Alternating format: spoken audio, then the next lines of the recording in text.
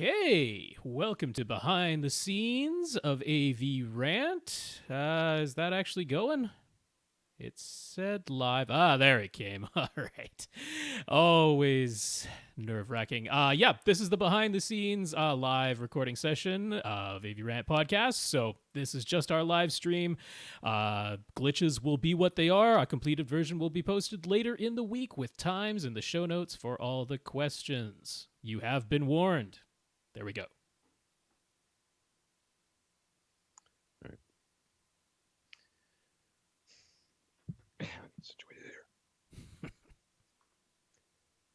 Welcome to another edition of AV Rant. I'm Tom Andry, and I'm here with Rob H. This is AV Rant. It's your home theater and AV questions answered. And we're back to our normal recording time for once this week. We'll see if that continues, but here we are. It's good. Did you watch any of the Oscars? I did not. I just read the results. No, and I didn't read the results either. Okay. So I'm useless. Do you care about spoilers? Of who won? From Oscars? From the Oscars? No, I don't care about spoilers. All right, well, Parasite won. Everybody was happy about that. They're like, hey, a movie that actually wasn't made in Hollywood and is not in English actually won Best Picture. So cool. I've heard good things about that movie, but I don't know anything about it. I'm kind of keeping it that way, but would I like it? Is it horror? It sounds horror. I haven't seen it, so I'm not sure, but I love the director's last two, well, not last two, but the two most well-known movies that he did, which was The Host and... it's a Korean guy. Yeah, and Snowpiercer. He did those two movies. I like both those too. Yeah. He did some other ones I didn't like as much, if I remember correctly. Those were the two that I know, though. So Snowpiercer was great, and Host was okay. I enjoyed it. I guess there was a couple of cultural things I think that were happening in that movie that I didn't quite get, but I kind of forgave it that and just enjoyed the parts that I enjoyed. I did really like the fact that the sister was a champion Olympic archer. And I love that she was all slow and they called her Turtle. That was very very endearing. If you haven't seen that, it's a worthwhile watch. It's been up on Netflix from here, and I'm sure people will find it now that Parasite has won, and the director also won Best Director, and he was very lovely. His reactions have been GIFed all over online, and yes, I still say GIFed because I'm of that generation when GIFs came out and we called them GIFs, not GIFs. So yeah, come at me. Go ahead and at me, bro. Wait, I thought that was GIFs. Wait, who did they? I thought they definitively said it was GIF. The creators did, yeah. Yes, but I've always called it GIF. Which, I mean, it does stand for graphics, is what the G stands for, so I don't really have that big of a problem with people saying GIF, but I just got used to saying GIF when they first came out, and I've stuck with it, so there it is. Old dog. That's really not a fight I'm willing to have. All right. This is AV Rant, the podcast that answers your home theater and AV questions. Get your questions answered. All you have to do is ask. You ask by emailing us at question@avrant.com. You go to avrant.com and leave us. Did I say something wrong? I feel like I said something wrong already. Just go to avrant.com, leave us a comment there. Facebook.com/AVRant Podcast. Let me see. I already said Facebook. YouTube.com/AVRant, where you can watch and not comment on our videos because YouTube, sorry. I don't know what to say about history of the internet, but that's what it is. Well, I guess that's really not.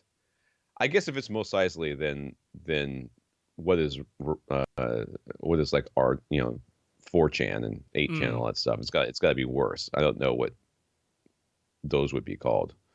Trash compactor, I guess. I don't know. Sticking with the Star Wars theme there. If you want to contact us directly, it's rob@avrant.com. His Twitter's @FirstReflect. I'm Tom @avrant.com. My Twitter's @avrant_Tom. I just rolled out of bed. I overslept. I couldn't sleep last night, and then this morning I was kind of puttering around. I was like, I'll just lie back down for a second. My watch went off and told me it was 7:30. I'm like, I'm not giving up at 7:30 for this podcast. It's not happening. I don't know what's happening with your video feed in my recording because Skype is working fine. I'm seeing you fine. If I go to your feed in OBS, it's fine, and yet you don't show up beside me. I don't know what's going on. Oh, well. OBS. We'll figure it out. Or not. Whatever. I could be the logo this year. You could be. It's not your fault. You did nothing wrong. I don't know what's going on. So strange.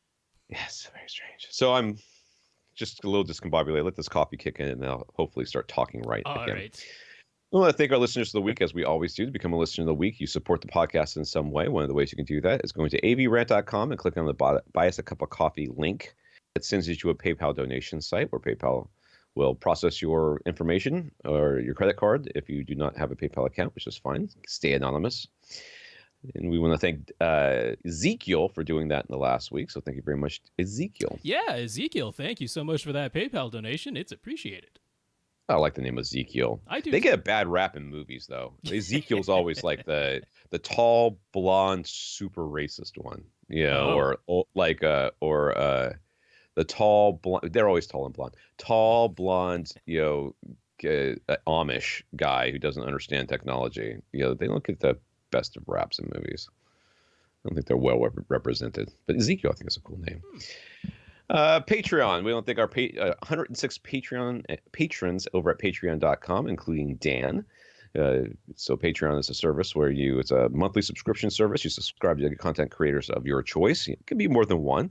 And you assign some dollar amount that you want to give them every month, and Patreon does that for you. So we want to thank our 106 patrons, including our patron Dan. That's right. Patreon.com/AVRant Podcast. If you would like to sign up for an automatic monthly donation, a voluntary subscription, you can think of it. And Dan, thank you for being one of our 106 patrons. If you're like, hey, I'm a patron, they never mentioned me, you have to email us. That's right. Just tell us. Say, hey, just mention it. It's just, I just figured it was going to be, it's an audio podcast. We're not going to can't mention everybody by name every week. And if it was a video podcast, we just put all the names up there every time we did the video. No, we wouldn't. Dude, I'm not committing to that. Somebody's going to ask us to do that. Well, that's what I'm saying. I'm saying it's not a video podcast. It's not a video series. The videos are the only reason we do the YouTube videos is because we talk on the internet. Yeah, anyways, we have to talk to each other easy. Somehow anyway, so might as well record it. But now it's causing me stress because I can't get your video to come back inside of OBS. Don't worry about it. If you can't support us financially or don't want to, I understand both points of view, but you can always do something to support the podcast. Just let us know what you did, and we will mention you. So Victor talked us up to Blue Jeans Cable. I'm assuming he bought something. He might not have. He might have just called them and said, hey, AVRant's great. Click. Listener of the week. I think he bought something, but Victor, thank you for talking us up to Blue Jeans.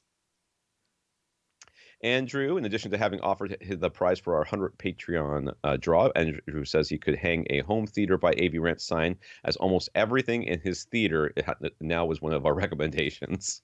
So, yeah, we got to continue to thank Andrew for being part of this, part of that 100 Patreon draw. And, I mean, I could too. Rob could too, just about. Oh, yes. So, let me see. What did Andrew have? He's got a Denon X3600H, and he told Denon about it. He got an NVIDIA Shield Pro 2019. He told NVIDIA about it. An LG B9 OLED, LG Canada, who started following Rob on Twitter afterwards. That's right. So, props. Yup. a pair of SVS PB1000 subs, and he told SVS about it. He moved his surround speakers to correct locations and added 4 Atmos speakers at correct locations, and he told everybody who was in the room about it. He kept his Paradigm speakers because we told him to. He ditched his Xbox One S for streaming because Xbox. And he played the Ultra HD Blu-ray of Jurassic Park as his first ever DTS X disc. What did you think, I wonder? I mean, it blew me away. But that was, he was very impressed by it. Yeah, so that was a good choice. It's sort of crazy. That thing is just like, remember how we used to blow you away? Remember when the movie came out in theaters, everybody was like, "Oh my god, this is the best thing I've ever heard," not much less seen. Mm-hmm. That's kind of what it is on the DTS X version is like that. So, well, Andrew, thank you very much for talking us up to all of those companies, and congrats on your AVRant approved home theater. Yeah. Well, so again, a reminder, next week we will be Rob will be interviewing the owner of htmarket.com. That's on February 19th. So discuss home theater seating, and we can also discuss other things. So if you have some questions, get them into Rob. Don't wait. It's easier to get them in now. For sure. In the news, Joey Esposito and Netflix, I guess that's who it came from. Yep. Esposito. I think I said that right. Netflix has the ability to turn off the autoplay and previews while browsing. If you didn't hear about this week, then you don't have the internet and you don't care because it was like on every news channel as if it were actual news. They've also added the option to turn off having the next episode of a show automatically play. You'll need to log into your account on the web browser, go to your account settings, and scroll down to playback settings. By default, both autoplay features are checked and active, so you do have to manually uncheck them to turn them off. These settings affect playback on all devices. They're tied to your account, not your device, so it's all or nothing, which is, yeah, I tried to turn it off when I was the auto preview. I don't mind the auto preview. You know, I actually like the auto preview. I want to have the option of having it when I'm scrolling, but a lot of times if I have Netflix on and my wife comes in the room to talk to me, it's like I have to mute it. Yeah. And then there's pictures going on, and I'm like... And the previews are louder than the normal show, which I dislike that very much. I'm very glad to have the ability, at least, to turn off the auto previews. Netflix themselves said, yeah, we heard lots of people requesting that, and now that Disney Plus has started to eat our lunch, I guess we'll start doing things that people want us to do. That's my take on the whole thing. And I do like that. See, I like to watch the credits in a lot of shows, and that we're automatically going to start playing the next episode thing always cuts off part of the credits. So I'm like, when I want to watch the credits, I'm glad I have the ability to turn off that as well. So I'm happy about both of these things. And I put Joey's full name there because I'm a fan of his. He used to be the comics editor on IGN back in the day, but he has gone on to create his own independent comic books. And I like to throw, some support his way. So you can check out joeyesposito.com. That's his own website. He's got his independent comics for sale there. In particular, his all ages comic, which is Captain Ultimate, which is really good. So check it out. Okay. It's a plug. There we go. I like comics. Yeah. I like comics. So Netflix also does seem to care about saving bandwidth as they are switching to the more efficient AV1 codec from compatible Android mobile devices. That's good. We should be doing that anyways. Disney is aiming to bring Hulu to markets outside the United States in 2021. So, hey, I think they usually go to Australia first, don't they, for some reason? I don't know why. But maybe the rest of you can have Hulu too, which Hulu is pretty good. And Viacom CBS wants to take on Disney. Oh, God. Disney Plus, HBO Max, and Peacock. Taking on Peacock is not much of a fight. It's like picking on a little kid in the corner. By combining CBS, Paramount, Comedy Central, MTV, and Nickelodeon streaming into a single streaming service. Guys, heads up. We don't want you guys to have all your own streaming services. That's not what we were looking for here. That's not why Netflix was so popular. Netflix was so popular because we get everything in one spot. Now you guys are splitting it off. We don't want that. You're going to piss us off. That's what's going to happen. Yeah. Well, and some of you are going to die, and then you'll have to merge back into Netflix. I guess I'm a little bit more in favor of. So, we've got all these giant conglomerate companies, right? Because, Disney owns a gazillion companies, as we know. And then Warner Brothers, of course, is HBO, but it's also Warner Brothers Studios, and it's also DC Comics. And NBC is also NBC Universal, so it has all the Universal movies in there. And then, CBS Viacom is also Paramount. So I'm a little bit more in favor of, if they're going to have these giant conglomerate companies, that each of them has one streaming, like instead of having separate for Comedy Central and MTV and Nickelodeon and Paramount and CBS, like all of those being individual. I'm a little more in favor of them all being one thing bundled together, but we're just going to have, individual streaming services for each of the giants. Right. So this is my sort of take on Disney Plus, right? Since I've gotten it and used it. It is like essential for watching, for when you have guests over or kids or anything like that. It is the streaming service to have because you can go on it. Whatever's going to be there is going to be fine for all ages. Everyone can find something they want to watch on Disney Plus. I don't care what age you are. You can find something up there that you want to watch. But day-to-day use, I almost never turn it on. I just don't. I don't. I haven't even finished The Mandalorian yet, which makes me a bad person. But me and the kids all got desynced on which episode we were on, and now we can't watch it together anymore. And it's sort of a thing. But that's neither here nor there. Yeah. Well, but Netflix and Hulu. Hulu is my go-to daily. I'm Netflix looking forward to eventually getting Hulu in Canada, although 2021 is definitely later than I was anticipating. I thought it would be here this year, but they said it 2021, so hopefully early 2021. If they're gonna do the same business model of what was on TV, on certain channels last night will be on Hulu tonight, Right. the next day. That's no small feat to make that Absolutely happen. true. I don't know if that Yeah. is what they're going to do. I mean, now that it's all Yeah. Disney and it's pretty much like everything that is above a PG-13 rating is going to be, thrown onto Hulu. Most of the Fox content is going to be thrown onto Hulu. So it might just be that. That might be it. Some comments here. Carla and Brian on Twitter let us know that Suspiria and Carnival Row both offer Atmos audio on Amazon Prime Video in addition to season 1 of Jack Ryan. So there's some more test material. Suspiria was supposed to be kind of okay. I don't know anything about it. Is Carnival Row the one with the fairies or something? Yes, the Cara Delevingne one. Yeah. I don't know. Yeah, whatever. There's too much stuff to watch. I can't keep up. And with all your of it. video is back in super janky form. I just captured the actual Skype window, so you're in a box. You are trapped in a box, and the quality is not great. But there, it's better than a black screen. I'm trapped in the box. Glass box of emotion.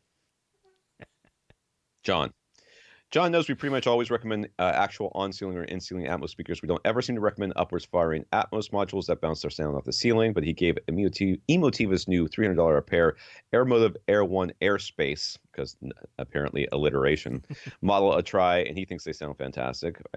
I'm sure they do. We've heard lots of reports that on bouncy ones do. I don't think they bounce. Yeah. I don't think that's what But they're doing. once again, this is a more highly directional tweeter being used here, and I think that is key. I am highly suspect that a quite directional tweeter is key for this to work in any way. So makes sense, and I'm glad that you are enjoying them. Well, that makes sense too, because what Klipsch were the go-tos for this, and Klipsch has a pretty highly directional tweeter as well. So not surprised. Dan, we might recall Dan's dedicated theater with this full complement of Paradigm speakers. After his installation of bass traps made such a huge difference, he turned his attention to his JVC X790 projector optimization. He previously asked if he should attempt to use his entry-level color meter with JVC's own proper calibration software, or perhaps invest in any new CalMen license. Ugh. That seems expensive. But we urged him to use that money to hire a professional calibrator instead. He found an ISF and THX calibrator who is actually a calibration instructor. I might have been my instructor, who knows, as well. And since we've had a few questions lately about whether professional calibration is worth it or not, Dan wanted to share his experience. Not only is he extremely impressed with the improvements that the professional calibration made to his projected image, but his calibrator also explained the adjustments he was making and basically taught Dan a lot of what he might learn in an ISF or THX training course. So Dan feels it was a tremendous value, both for the results and for the education. Dan's friend came over after and remarked that the projected image looks on par with the C9 OLED now, and we were 100% right that the meters used for the calibration are in an entirely different league from Dan's color meter. Yeah, dude, it's like the gun thing. It's crazy. So Dan wants to encourage people to give professional calibration a try, but do your research and hire a calibrator who's willing to explain things along the way. I think that's the difference right there. I think that the image difference you got probably is something that's attainable, at least, within a couple of percentage points by any, responsible, respectable calibrator that you might get. But sitting there and talking to you the entire time, not all the calibrators. That is absolutely the case. Yeah, you can't necessarily expect that of everyone. That is not necessarily what they're advertising that they provide, but there is absolutely no harm in you call them and you say, this is, is this something you're willing to do? Are you willing to talk to me while you do it? Maybe some will charge a little bit more because it'll add time to the process. Right. But I completely agree that you're getting a lot more value from that education than, you can hire somebody who just says, get out of the room, come back when I'm done, and that's all you get out of it. And if that's what you want, cool. But there is more on offer potentially than just the display itself. I like that. Well, I mean, you can make the argument that the talking it through is most of the value, because I do believe that the calibration, while it does make a difference, we've said this over and over again, it will be different and better. It would be like $200 or $300 better. In my mind, it isn't. But sitting there and going through it with somebody is worth something. And if I were a professional calibrator, I would be encouraging myself and all of my colleagues to do this, because Agreed. It's like, you need to justify your existence in this thing happening. And the more time you spend with people, the more things you explain to them, the more that, questions you answer, the better experience they're going to have and the better Yelp review you're going to get out of this thing. Appreciation for everything that you did. Yeah. So Damien on Twitter might have found a convenient low-cost seating riser solution. After his back row couch tipped over when he was using bed leg risers, he went back to a different bedding solution, a box spring. It seems to be just about perfect, and now he plans to just secure a piece of plywood on top for a proper platform and cover the whole thing in fabric to make it look nice. So he has a box spring on the ground. That's right. Which, it's a thing. It should work. It should be able to support your weight and whatnot, right? One would think. Yeah. Don't know. I guess it depends on the box spring. It can support a mattress and two people lying on top of it. So, yeah, I know, but now we're supporting a couch as well. Couch yes, with 3 to 5 people on it. I would probably secure plywood to the top and bottom, and I would open up the sides and put in material to help it be inert. Yeah, beef it up a little bit. But you know what? Yeah. Hey, as long as it's working, right. Hey, your couch fell over and nobody died. I'm sure this will be no worse. So there you go.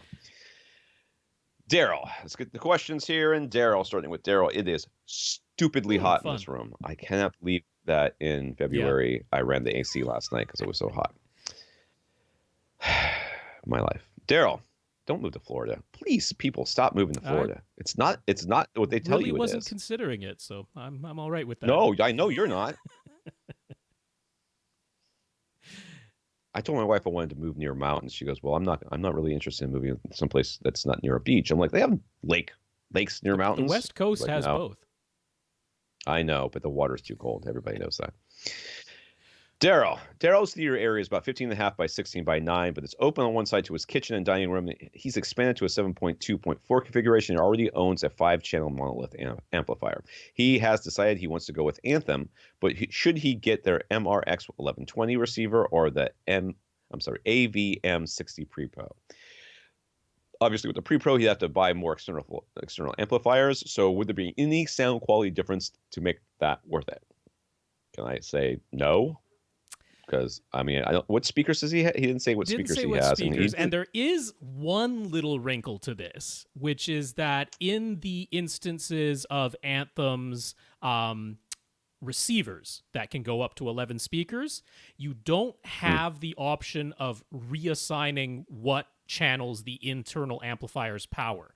The internal amplifiers always power the 7 bed layer speakers, and your 4 overhead speakers have to be powered externally. You don't get a choice about that, so you'd end up using this very powerful 5-channel monolith amplifier essentially just to power your 4 overhead speakers, and I guess your center as well, maybe.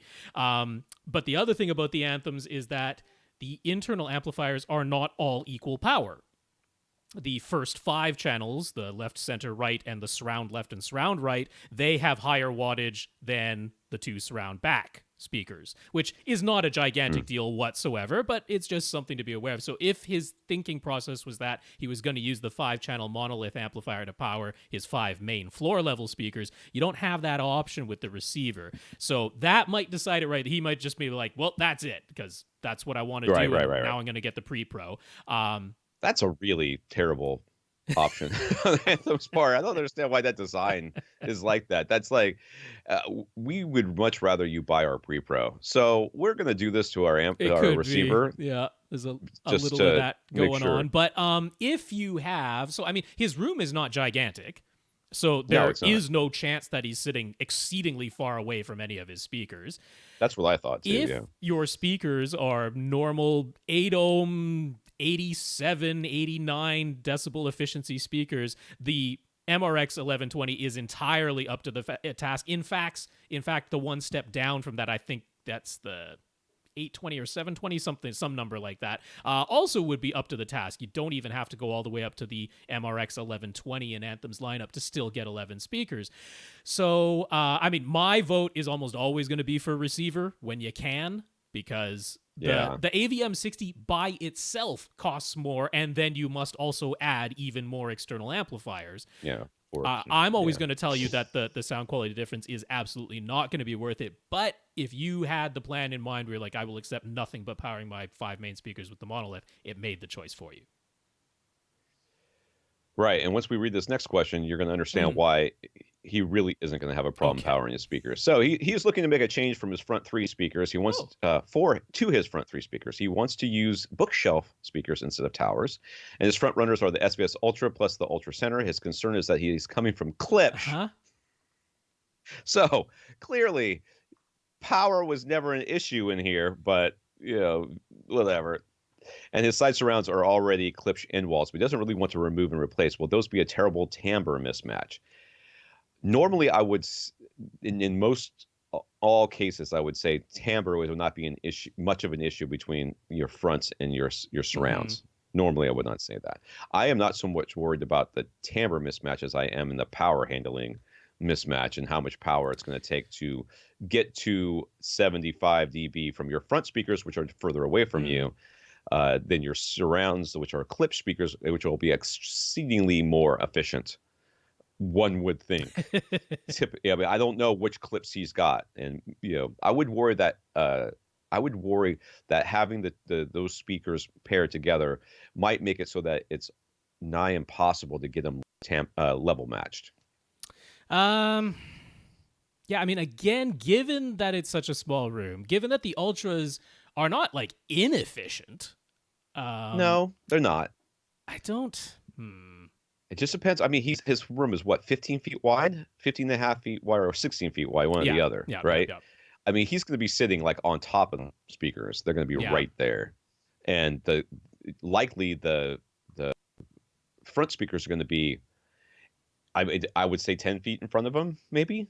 Would be my guess. 9 feet in front of him, 10 feet, 11 feet, 12 feet, somewhere in that range. You're talking about a lot more power has to go into the front than it does into those surrounds, and that would be my concern. Okay. Timbre would be a concern, if you're going to be, because they definitely don't. They're not going to be sounding the same. Yeah, if you put them all up front and compare them A, B, you would be able to tell the difference. But I mean, when you go around to the surrounds and the surround backs from your fronts, you don't, unless it's a really, a really definitive pan all the way around the room. You generally don't notice it that much. Yeah, I mean, this would be a case where I certainly wouldn't be like, oh, I must buy 7 all-new SVS speakers immediately. I would absolutely give it a try, because keeping your Klipsch surround speakers, definitely you will be fine with the power output of the Anthem receiver.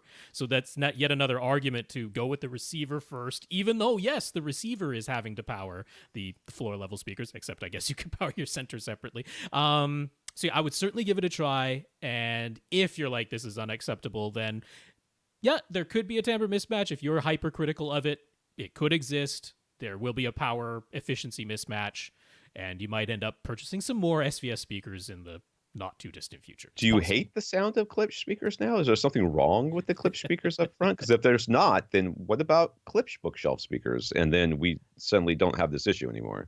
I mean, if he already has Klipsch fronts, maybe he just stays. Well, he doesn't want, I guess they're towers. He doesn't want towers anymore. He wants bookshelves, which is fine too. True. But but you can get Klipsch bookshelves, and you can get other horn-loaded speakers that are bookshelves as well. Yeah.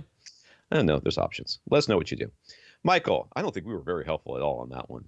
I feel like we're talking through it. I mean, it's hard to give a definitive, because we're not going to give a definitive answer when we don't feel definitively about it. I know, and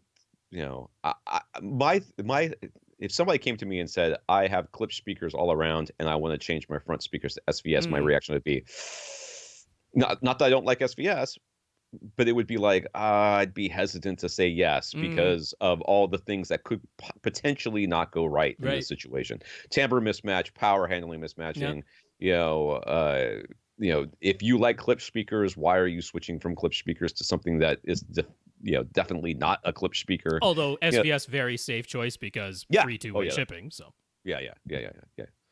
Speaking of free two, they haven't sent me speakers yet, so I don't know what's going on with that. I haven't even heard from them, so maybe they changed their mind, which would be fine too. Wouldn't bother me. Michael says Robin Lee went over Michael's new setup in which he's using an Amazon Fire TV Cube as a playback device for almost all of his content. Our answers weren't 100% spot on, but like Tom described before, they got him to check in the right vicinity, and now he has his AirPlay and audio problem sorted out. A firmware update and reboot of his router got his AirPlay working again, and his Fire TV Cube has an audio output setting called best available, and There that it got his is. surround sound working. So Michael says, thanks for helping with all of that. Yeah, dude. Like, I would love to think that we're like robots, and sometimes Rob comes off as one, honestly, but we are not.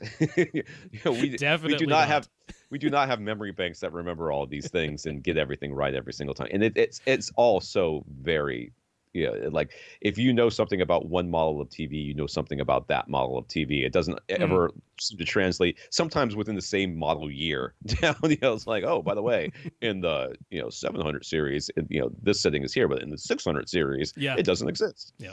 Anyway, so Michael is in Canada. Is about ready to drop cable TV completely. But which streaming services in Canada offer the best audio quality and content? So far, Amazon Prime Video hasn't been terribly impressive. Agreed. It's been getting better on my end. I'll tell you that Oh, much. good. But, I mean, the lip sync issue has finally gone away. It seems. Good. But Yeah, in Canada, as far as audio quality, because of course Michael is one of our listeners who is visually impaired, so the audio quality matters more to him than the video quality. And who is streaming good audio quality? Well, Netflix is right up there. Sure. Disney Plus is actually right up there. They're both very good in Canada, and that's about it. Because I mean, the service that we have that actually has the most content, including like pretty much catch up from all our broadcast networks here in Canada, as well as you can access HBO through there, you can access Showtime through there. That's called Crave. It's from Bell Media, and they offer Crave to anybody who wants to subscribe to it. And in terms of just the breadth of content, Crave TV is a very good service, but almost everything is in stereo. There is 5.1 content, but nothing better than Dolby Digital 5.1. And even regular TV shows that are broadcast or on cable in 5.1 are just stereo for a lot of it. So I can't tell you that it has the best audio quality. It flat out doesn't. But just sheer breadth of content, if you're looking to replace cable, then in that sense, Crave TV is a good option, if there's just a show it has that nobody else has. But yeah, Netflix, Disney Plus are the best quality in Canada. All right. Jeff has an OLED TV. If he puts up a full gray screens, the screen uniformity at brighter levels is basically perfect to his eyes, which is something he appreciates since he can easily spot the dirty screen effect on pretty much all LCD TVs. And of course, full black is perfect, which again, LCD TVs can't match. Well, full black, a local array dimming should be the same. Absolutely black screen. Yeah. A dark gray screen would be different. Or one that's almost all black, but a little speck of white somewhere, and then the nice bloom of halo around it. But for the 5%, 10%, 50% levels just above black, you can see quite a few vertical bands, and those bands are visible with actual content if it's a mostly dark scene with a lot of 5 to 15% content and shadows. Is there any way to improve or circumvent this dark vertical banding? Will it get any better or worse with time? Well, it won't change with time. I don't think that this is like the vertical banding, almost certainly not. If you have like a tiny bit of image retention, that can actually get corrected over time as it does its panel cycling. That sort of, if it's not full out burn-in, which almost never is. Usually it's a little bit of image retention or something like that. That can get better over time, but the vertical banding, unfortunately, was pretty much just inherent to the panels themselves. Technically, it's still there. However, I will flat out tell you that the OLED TVs being manufactured today certainly seem to be better on that front. Not, if you want a pixel peep at it, you can still find it, but they definitely seem to have improved it. Going back to the 2016, 2017 models, it was like, they got vertical bands. There's nothing we can do about this in the dark grays. They were just there. But it seems to have gotten better, particularly in like the 2019 models. So there is that if it's really, really bothering you. I mean, trying to tell you to upgrade one OLED to another when, I mean, really most of the picture hasn't changed very much at all. But if that's the thing that gets you is the vertical banding. But unfortunately, there really isn't a fix for that. That dark vertical banding is the trade-off you get for not having dirty screen effect in the brights, which the LCDs will give you. No display is perfect. Excuse me. Oh my God, dude. Like, went choked on the air. It did. Yep. You all right? So you can't just turn down brightness a touch to get this. I mean, then you'd crush blacks, which still wouldn't help you at like the 10% level, because the 10% level, you're still going to see it, and the vertical bands are unfortunately just there. They're just kind of in the panel itself, unfortunately. I think that Lee experienced that too, right? He sure did. Yeah. And that was he went from a 2017 to a 2018, and his 2018 was much better. Like, he's, if you scrutinize it, you can still find them, but it's now at the point where when you're watching normal content, you're not going to notice it. Yeah. Okay. Monty. Ever since Monty bought his new house, he's been excited to have his first projection set up in the bonus room that he'll be turning into a theater. But even after advice about layout and setup, he's finding himself stressed out about exactly where his seats will go, exactly how big his projection screen should be, and exactly where to install his speakers. The house is still new to him. He hasn't even watched anything at all in the bonus room yet. So what do we think of the following idea? Instead of trying to plan it all out ahead of time, what if he just got a nice 65-inch flat panel and started with a 5.2 speaker setup? It will allow him to freely move his seats around and more easily move the display and speakers as well. He could get used to out of the room, I guess, try different layouts and orientations, and then once he's found what he likes best, he could get the appropriate screen size, install a projector, and fill out his immersive audio system. Does it seem reasonable to start with a smaller system like this, or is he overthinking it and he should just go the whole hog right away? No, I think it's ridiculous to buy a 65-inch TV and put it in here. I'll be honest with you, unless you have a space for a 65-inch TV someplace else. What I would do in the house. Although if you get a nice one, selling it won't be that difficult. Please, we're just throwing money away. I don't throw money away, Rob. That's not how I roll. So I would buy the projector that you want, and I would make sure that the projector that you want has plenty of throw range. Lots of zoom range, lots of lane shift. Yep. Then I would, get a tall bookshelf or something, put it in the back of the room, or put it wherever you want in this room. Put the projector on it, project to the screen. So what you would need to buy is this, your 2 or 3 front speakers if you want. Sure. The projector and the seats. That's it. Yeah. Don't buy the actual screen yet. Yeah. Because project that bad boy. If you just need to put up like white sheets on and just cover up your entire wall, and then play around with the projector. Yeah. This is not going to be a 3-month. Oh, I'm not sure. Shall I have it at 65 or 67? No, you're just going to go, this is too big. This is too small. This range right here is where I want. Then you're going to go online and say, okay, I liked 92, and then here's a 100-inch screen. I'll take it. It's close enough. And then you're going to be done. And then 3 days later, Amazon's going to deliver it, and you'll be done. So this is going to be a afternoon figuring out what screen you want. Maybe a weekend. Yeah. And there's not that many places you can put we will allow you to put your seats. So it's not going to be in the midway of the room because that's bad for audio. Although his has to be pretty close in the setup that he's got, but pretty close is still not exactly, so that's okay. Right. So you're either going to be in the front third or the back third of the room, somewhere in that 1/3-ish range. So just behind the middle of the room or just in front of the middle of the room, and you can just say, oh, I want my seats here, I want my seats here, and then there's not going to be a whole lot of options there. And then you're going to say, if they're in the back third of the room, the screen, I want the entire screen to be the entire wall, which I don't know if that's going to be the case with you. And you're like, I can't do that because it's false wall and it's a bunch of expense. Yeah, no, his was the one that has the angled section at the front there, so the screen kind of has to fit below it. But because I was kind of thinking, I don't mind Monty's idea here, but no, you're absolutely right that getting the projector, but just not getting the screen yet, gives you all the flexibility to play around. And you know what? Throwing that projector just onto your wall, even if your wall isn't a pure white wall right now, like you can still watch it. I mean, unless you've got a pitch black wall, but we know he doesn't have that. So, I mean, you can still watch it. You'll still have an image. You can figure out exactly the size. You can play around with all the rest. Starting with a smaller speaker system. I mean, as long as it's not the AV receiver or the pre-pro that you're going to have to upgrade, because that's going to be a lot of money. But I mean, starting with like 5.2 speakers and getting more speakers later on, that's totally fine to me, because easily that can be added to. And I said, excuse me. I said, your front 2 speakers, if you had nothing, I was assuming you have nothing, right? The front 2 speakers, just so that you can hear something. Yes, yeah. And if you decide, okay, well, I like those speakers or I don't like those speakers, you send them back or whatever. But if you like them, but I want towers up front or I want a bigger bookshelves up front, you move them to the surrounds or the surround backs. And it's just one pair of speakers. Yeah, there you go. Yeah. All right. We sorted that out. Infinite Gary, we mentioned how a lot of receivers today include some sort of listening mode or processing that's supposed to retrieve what was lost in lossy compressed music signals. And sure enough, while he was researching, Yamaha's got it for sure, researching the Yamaha receivers that we suggested to him, he came across a compressed music enhancer in the manual. The description reads, it should say, slash BS alert or whatever. Adds depth and breadth to sound, allowing you to enjoy a dynamic sound close to the original sound before it was compressed. So, can we explain what this feature actually does? Is it worth using, or is it something to avoid? Gary, you can play with it. It's just Sure.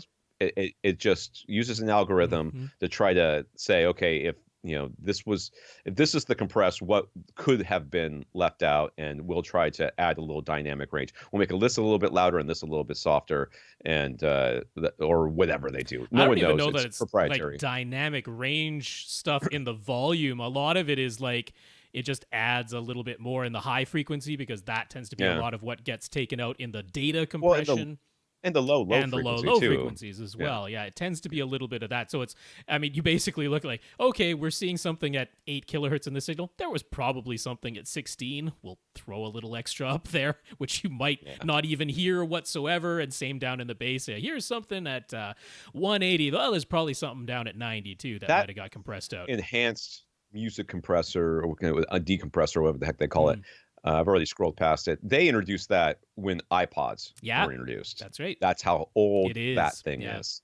So, yes, it is there because Yamaha is like a hoarder when it comes to DSP modes. But everybody has something like that, So they do, but it was back in the day of MP3. You're absolutely right. If Yamaha puts out adds a DSP to their receivers, it is never going away. It's like a governmental agency. Once it gets funded, it doesn't. It never. One of gets our defunded. fans might still be using it. And we don't want to take it away on them. Right. So the Dolby Surround Upmixer never uses front wide speakers, correct? But actual Atmos can use front wide speakers. Yes, I don't think either. I don't think front wides are used by anybody. But what DTS? Oh X? no, Is that's that right? not true. So the first part is correct. Dolby Surround Upmixer will never put any sound into front wide speakers. But actual Atmos soundtracks, if they use objects in the floor layer. Then, if you have front wide speakers, the Dolby Atmos renderer inside of your AV receiver or pre-pro can say, okay, this object said to move from the front left speaker location to the surround left speaker location, but I have a front wide left speaker in between those two things. The object should pass through there, and the renderer is smart enough to make that sound come out of your front wide speaker in such an instance. But, well, actually, we'll come on to it in the next of his question, what I was about to say. So here we go. So is there any way to tell whether a given Atmos movie actually uses the front wide positions, though? Is it possible you could watch an Atmos movie and your front wides would never make a single sound, or does the AV receiver or pre-pro process sound into the front wides no matter what? Well, Rob just answered that question. Yeah, so if it's an object at the base level, then yes. But many times they do channels. That's right. They mix into channels, and that's just I won't call it lazy mixing. I will call it, I've been doing this for 20 years. Objects are new to me. I'll be damned if I'm going to stop. I'll be damned if I'm going to stop right now. Yeah. So it is absolutely possible to have an Atmos, Ultra HD Blu-ray where you play it in Atmos. It says Atmos on your AV receiver. You have front wide speakers, and a sound never comes out of either of your front wide speakers. That is totally possible. Wonder Woman is a perfect example of that. No sounds ever come out of your front wide speakers with Wonder Woman's Atmos mix because they just did it all as channels. So yeah, that can entirely be the case. Now, let's see. There is the Monoprice HTP1. Well, actually, that's the next question, so I'll answer it here. Yeah. So is there any receiver or pre-pro model besides the Trinov altitude that can create front wide sounds, even if they don't actually exist in Atmos soundtrack? Well, there's the Monoprice one. Yeah. The Monoprice HTP1. Bob say 2 seconds ago. That's right. Now, the thing is, that's only the case if you're using, so they have a really cool thing because you have the DTS Neural X Up mixer, and that is limited to 11 speakers total. But in the case of the Monoprice HTP1, they did a thing where they put their own sauce onto the Neural X Up mixer, and they have a thing called synthesis where it will start with what Neural X did to 11 speakers and then synthesize front wide speakers and synthesize top middles in between your front heights and rear heights. So you can have a full 9.1.6 configuration going in Neural X with the Monoprice HTP1, and the Trinov Altitude can do a very similar thing too, because of course Trinov can always do things of creating new speakers in between other speakers. But that's it. Now the thing is, though, if it's a genuine Atmos soundtrack, that's not going to happen, because when genuine Right. Atmos comes into it, it's going to go, well, that's Atmos. It's going to activate the Atmos decoder, and it's going to be Atmos, not DTS Neural X. The workaround trick you could try would be to have your player do the decoding, output as PCM. And one way you could do that is by activating secondary audio in your player, because secondary audio prevents Atmos bit streams from coming out of the player. Instead, you will just get 7.1 True HD or 7.1 PCM. And to those types of signals, you can apply the Neural X upmixer, but then you don't have like actual overheads. It's like extracting what it thinks should be overheads via the Neural X upmixer and then synthesizing speakers in between. It's a very convoluted way of doing this, Gary, and it wouldn't work for any of your streaming services. But there you go. I get into the nitty gritty when you ask. There you go. Since Rob is Mr. Front Wide speakers, how would you describe the difference in the way Atmos soundtracks sound with it versus without front wides? Well, it doesn't exist. Well, it sure does. I mean, sometimes they make sounds if you got objects in the floor layer. Right. I mean, and that is primarily where so in terms of when do I notice that my front wides are actually doing something? Well, it's in a movie like, say, the first Avengers movie, where they have a full circling pan of sound that is like a true circle going right around you, and they used objects in that because it's very obvious that sound came out of my wide speakers as it made that circle, and it was noticeable. Most of the time, I wouldn't be able to tell you. That's me, and I'm going to flat up say I wouldn't be able to tell you whether they're there or not. They're not like obvious and noticeable. And if you took them away, I very well might not notice. So where are all the receiver models that can do front wides, or just more than 7.2.4 for that matter? Well, they're at Denon, and they're at that's it. There are a number of pre-pros, but as far as receivers with some amplification built in, is the Denon the X8500H it? Why doesn't Marantz even have a sister model? They will probably. Yeah. I mean, honestly, the market for this is like you and like 20 other people that listen to this podcast. I'm being honest with you. I know it seems like, you know, everybody's talking about this stuff. That's because we're talking to each other. Yes. And we're the only people talking about this. I don't even see like other like home theater dedicated channels on YouTube and stuff like ever even mention why it's really rare. We're the source. We're the place to come to talk about it. But I have fun with it. Marantz's sister model to the X8500H is the AV8805 Pre-Pro. That's how they did things. The Pre-Pro model is in Marantz's lineup. Like Denon doesn't have a Pre-Pro. So Marantz gets the Pre-Pro version. Denon gets the receiver version. They split things up that way. So I mean, he himself found out that like he called Monoprice, and they're like, yeah, we don't have really plans to make a receiver version of the HTP1 at this time. It's not like it's impossible. They might consider it, but not happening right now. Audioholics covered audio control back at CEDIA in 2019, and audio control was like, yeah, we're going to have 2 different 9.1.6 AV receivers, but nothing's been added to their website, and it's all based on the RCam, which is now owned by Harman, and the people who have been testing out the RCam Pre-Pro have been like, yeah, this thing has problems. So that might be a little while. Yeah. Right. Like I said, I mean, I just don't think it's a selling point, and that's why they're not going to do it. I mean, we had them for quite a few years. You know, when it was Odyssey DSX and then DTS Neo X. Right. We had receivers. So with they know how well how well this feature moves receivers, and I'm guessing like that much. It moves them that much. You know, we're not talking like, oh, they're flying. People are not upgrading because they want wides. Honestly, people aren't upgrading because they want Atmos. We just have it. You know, it's just I mean, if you're buying a 7-channel receiver, it's gonna have Atmos now. It's only gonna be 2 overheads, but you're gonna have it whether you want it or not. Or 2 surround backs.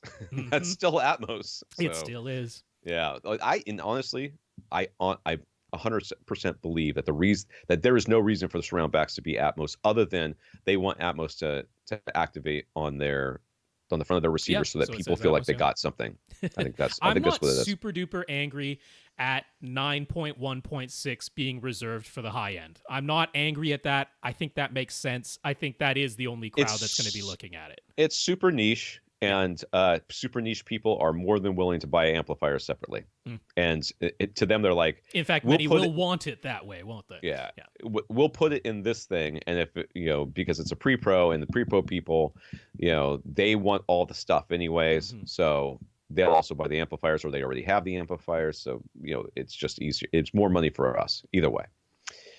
Ryan has an Epson 5050 UB and a 135-inch silver ticket white screen. How can he determine whether he's getting correct light output levels in nits for HDR? 135 is awfully large. That's about as big as you can go. Yeah. So I mean, right? You can go by the measured light output that is quoted by places like Projector Central or Projector Right, Reviews, that's what I would do. Right, yeah. And then you can take, like, they will tell you, okay, in this picture mode, with the lamp set this way and the lens set this way, this is approximately how many lumens are coming out of this projector.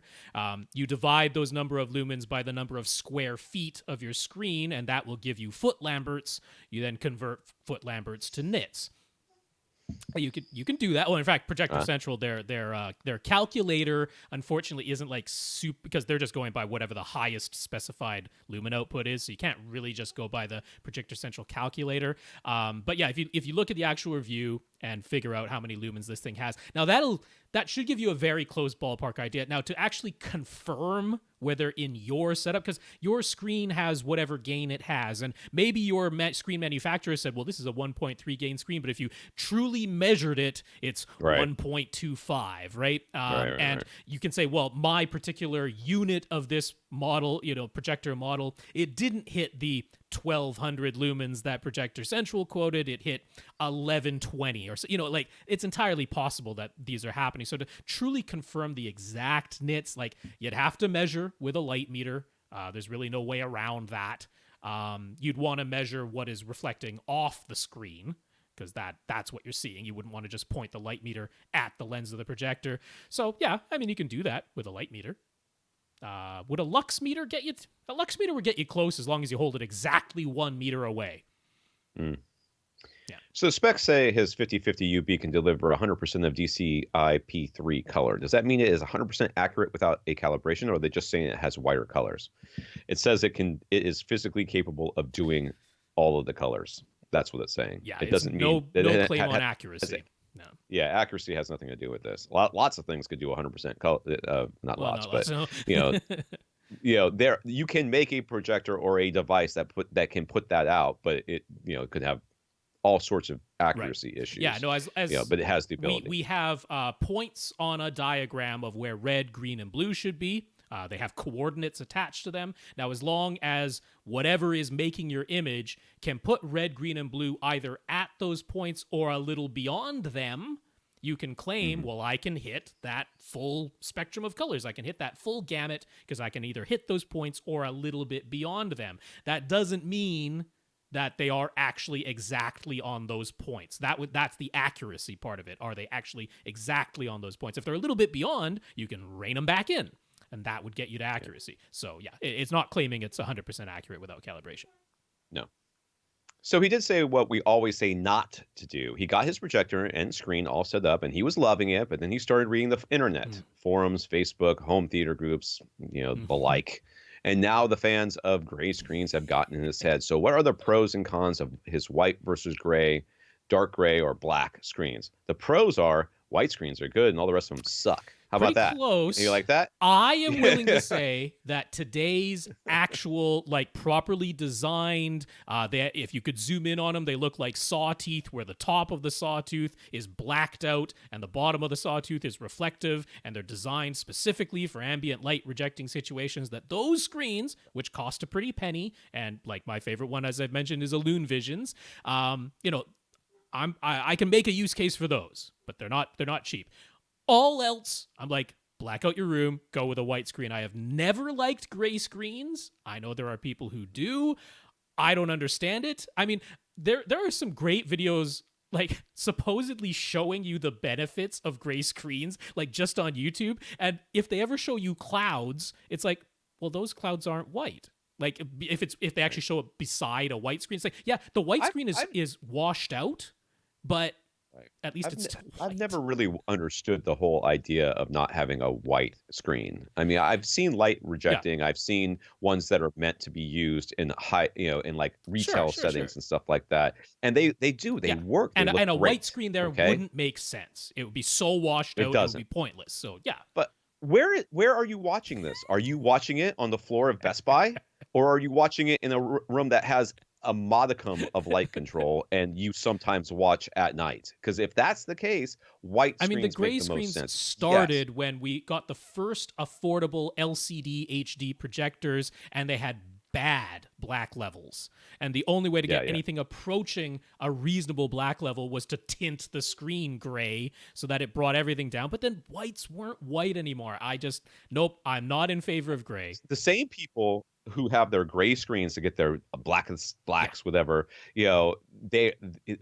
these are the people who will have, like, they'll paint their entire theater black. They'll do like all sorts of crazy things, but then they're white.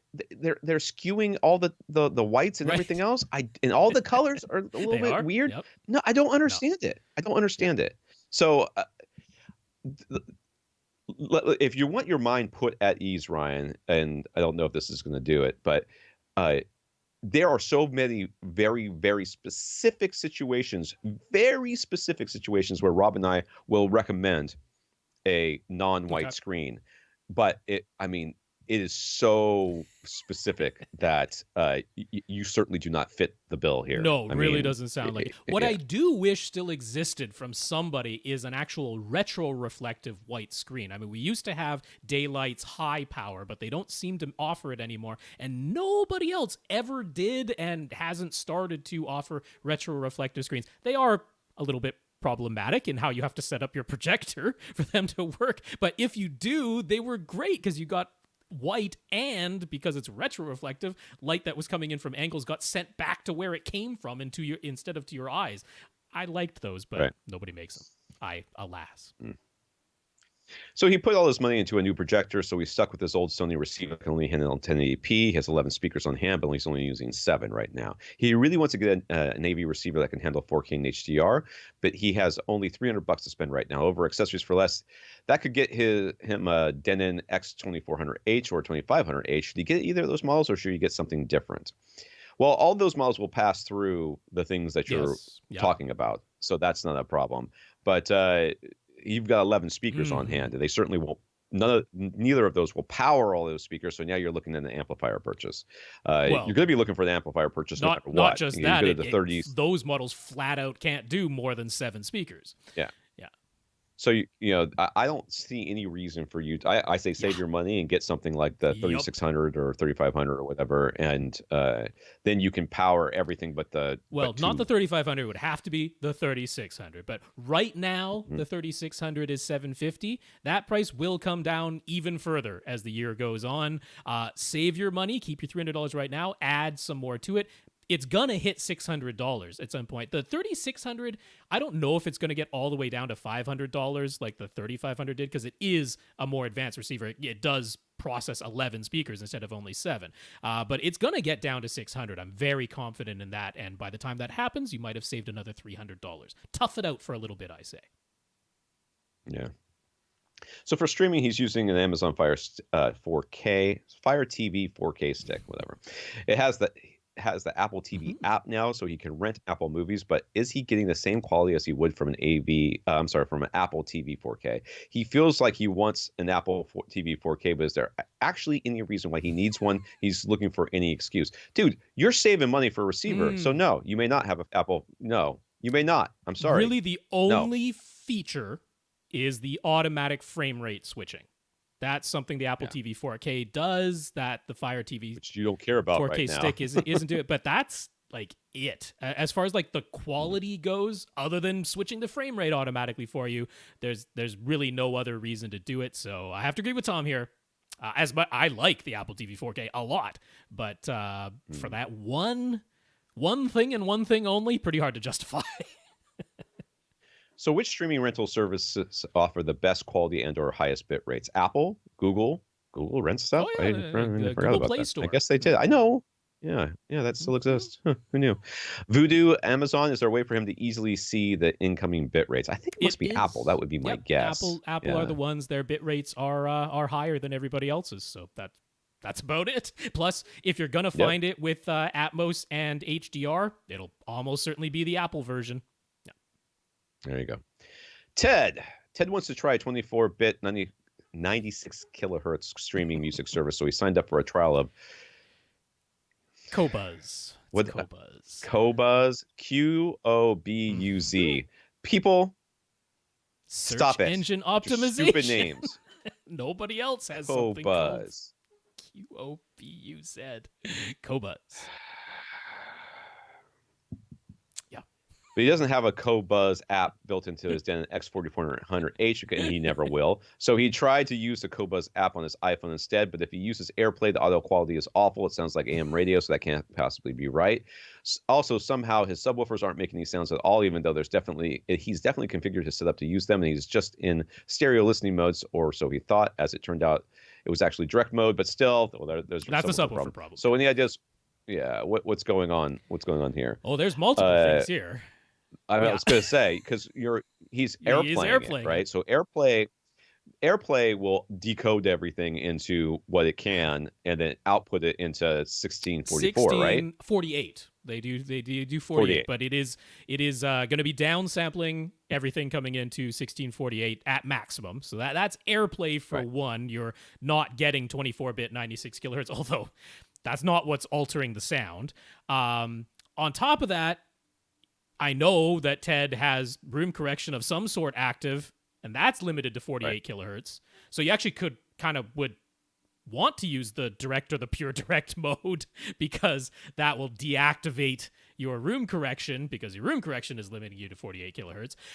So you would have to, now, can you even get 2496 out of an iPhone with a cable? I'm not even sure if, I think you can, but Would it be the headphone cable? Well, I mean, guess? it'd be the lightning jack. I think you can, but I'm not 100% sure on that. I mean, on Android, you can certainly do it with a USB-C cable. So there's all of those things where it's going to be very difficult in this current setup that you've described, Ted, to even get 2496 first of all.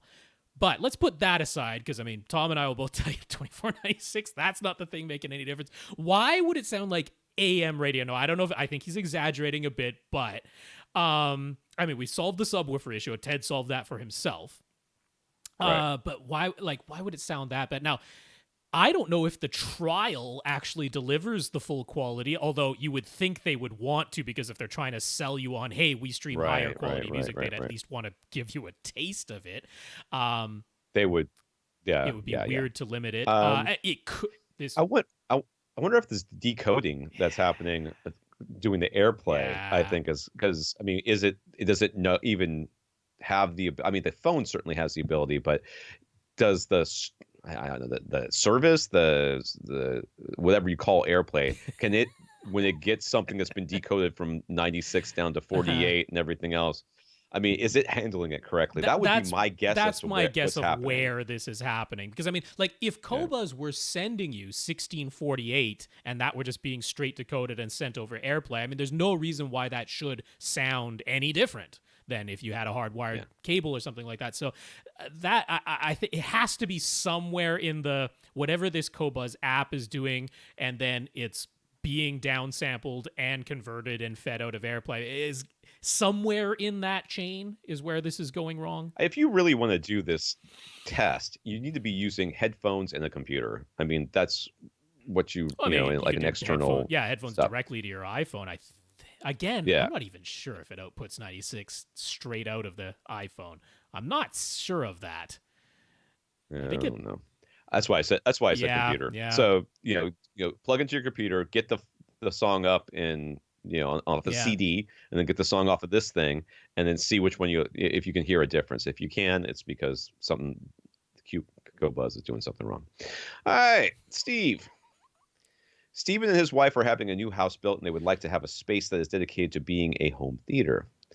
They're building in an area where basements are uncommon, so their current plans include a media room on the second floor. The dimensions in the current plan are 18.5 wide by 19 and a half, essentially long and 8 feet high. But one wall is marked as a half wall with a couple of steps leading from the media room to a bonus room beside it.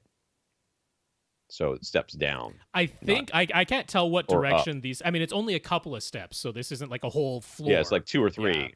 Yeah. Okay. So there's another. Basically, he's not talking about the bonus room. Is how big though? That's the real question. It looks like 16 by something. It got cut off 9. in the image that he sent in. Got cut off. Likely around the same ish size, I'm guessing. Yeah. Yeah. So I'm guessing that. Yeah. Okay. So yeah, it looks like there's a little cut in where the stairs are. So it'd be 16 feet. The media room would be 18 feet wide, and this would be 16 feet wide, only 5 feet deep, and again 9 feet tall. I don't know what's going probably on. Probably exactly 9 feet. But really the point is, this media room, as planned at the moment, is not a fully enclosed rectangle. Right. Yeah. So did I read everything there? Yeah. Okay. They are approaching the phase of planning where they will be laying out electrical, including lighting and any in-wall, in-ceiling speaker wiring. And he would like our suggestion on how to lay out his theater so he can nail down the locations of outlets, speaker placement, and projector mount. What do we think his seating layout should be? He's considering two rows of 3 or 4 seats each, and he was thinking he might also put some bar stools at the very back. What do we think? Not enough room for 3 rows. I don't see 3 rows in here at all. Not enough room, and even 2 rows is a little squishy, but doable. Yeah. So so you could do it so that you are the 18-foot wall is on your left or right, and then or you could do it so the 18-foot wall is your front wall screen. Yeah. Those are the 2 options I would be looking at. So what are the differences here? So you have to consider the entire space, not just the media area. So when you tell us the size of the room, you actually need to tell us the entire size of the open space. Room. Yeah. Right, because it looks like there's doors enclosing both of these spaces. It looks like you come in and you've got this bonus room and media room attached to each other, but they appear, I mean, from the little bit we can see in the image, those look like they can be closed off from the rest of the house, and that's okay. My first instinct, since he's building this place from the ground up, it sounds like, or at least it's a major renovation, if it's not full from the ground up, I'm like, can you just fully enclose that media room? That's my first instinct. Instead of a half wall, can that be a full wall? But I'm certain. Oh, I don't hate the half wall, especially if the half wall is if those steps are going up and not down. I think if you're thinking of the bar stools at the back of the room, you put bar stools right there at that on the half other wall, side, and you build a little on the bonus on the room other side, not the media room side. Yeah, and then you have your screen on the 18-foot wall, and now you have 1 or 2 rows in the room, the bar stools in the bonus room, and the bar have them swivel so that people can be facing inside the bonus room, or they could be facing the screen. You have options. And I would both certainly, sides. If there's going to be one wall of my room that is open, I want it to be my back wall. So both of us are leaning towards the solid 18.5-foot wall that you've got. Or no, wait, that might be the 19.5-foot wall, because in the diagram it looks like this room is a little bit taller than it is wide, doesn't it? Isn't it 18.5 from left to right and 19.5 from top to bottom?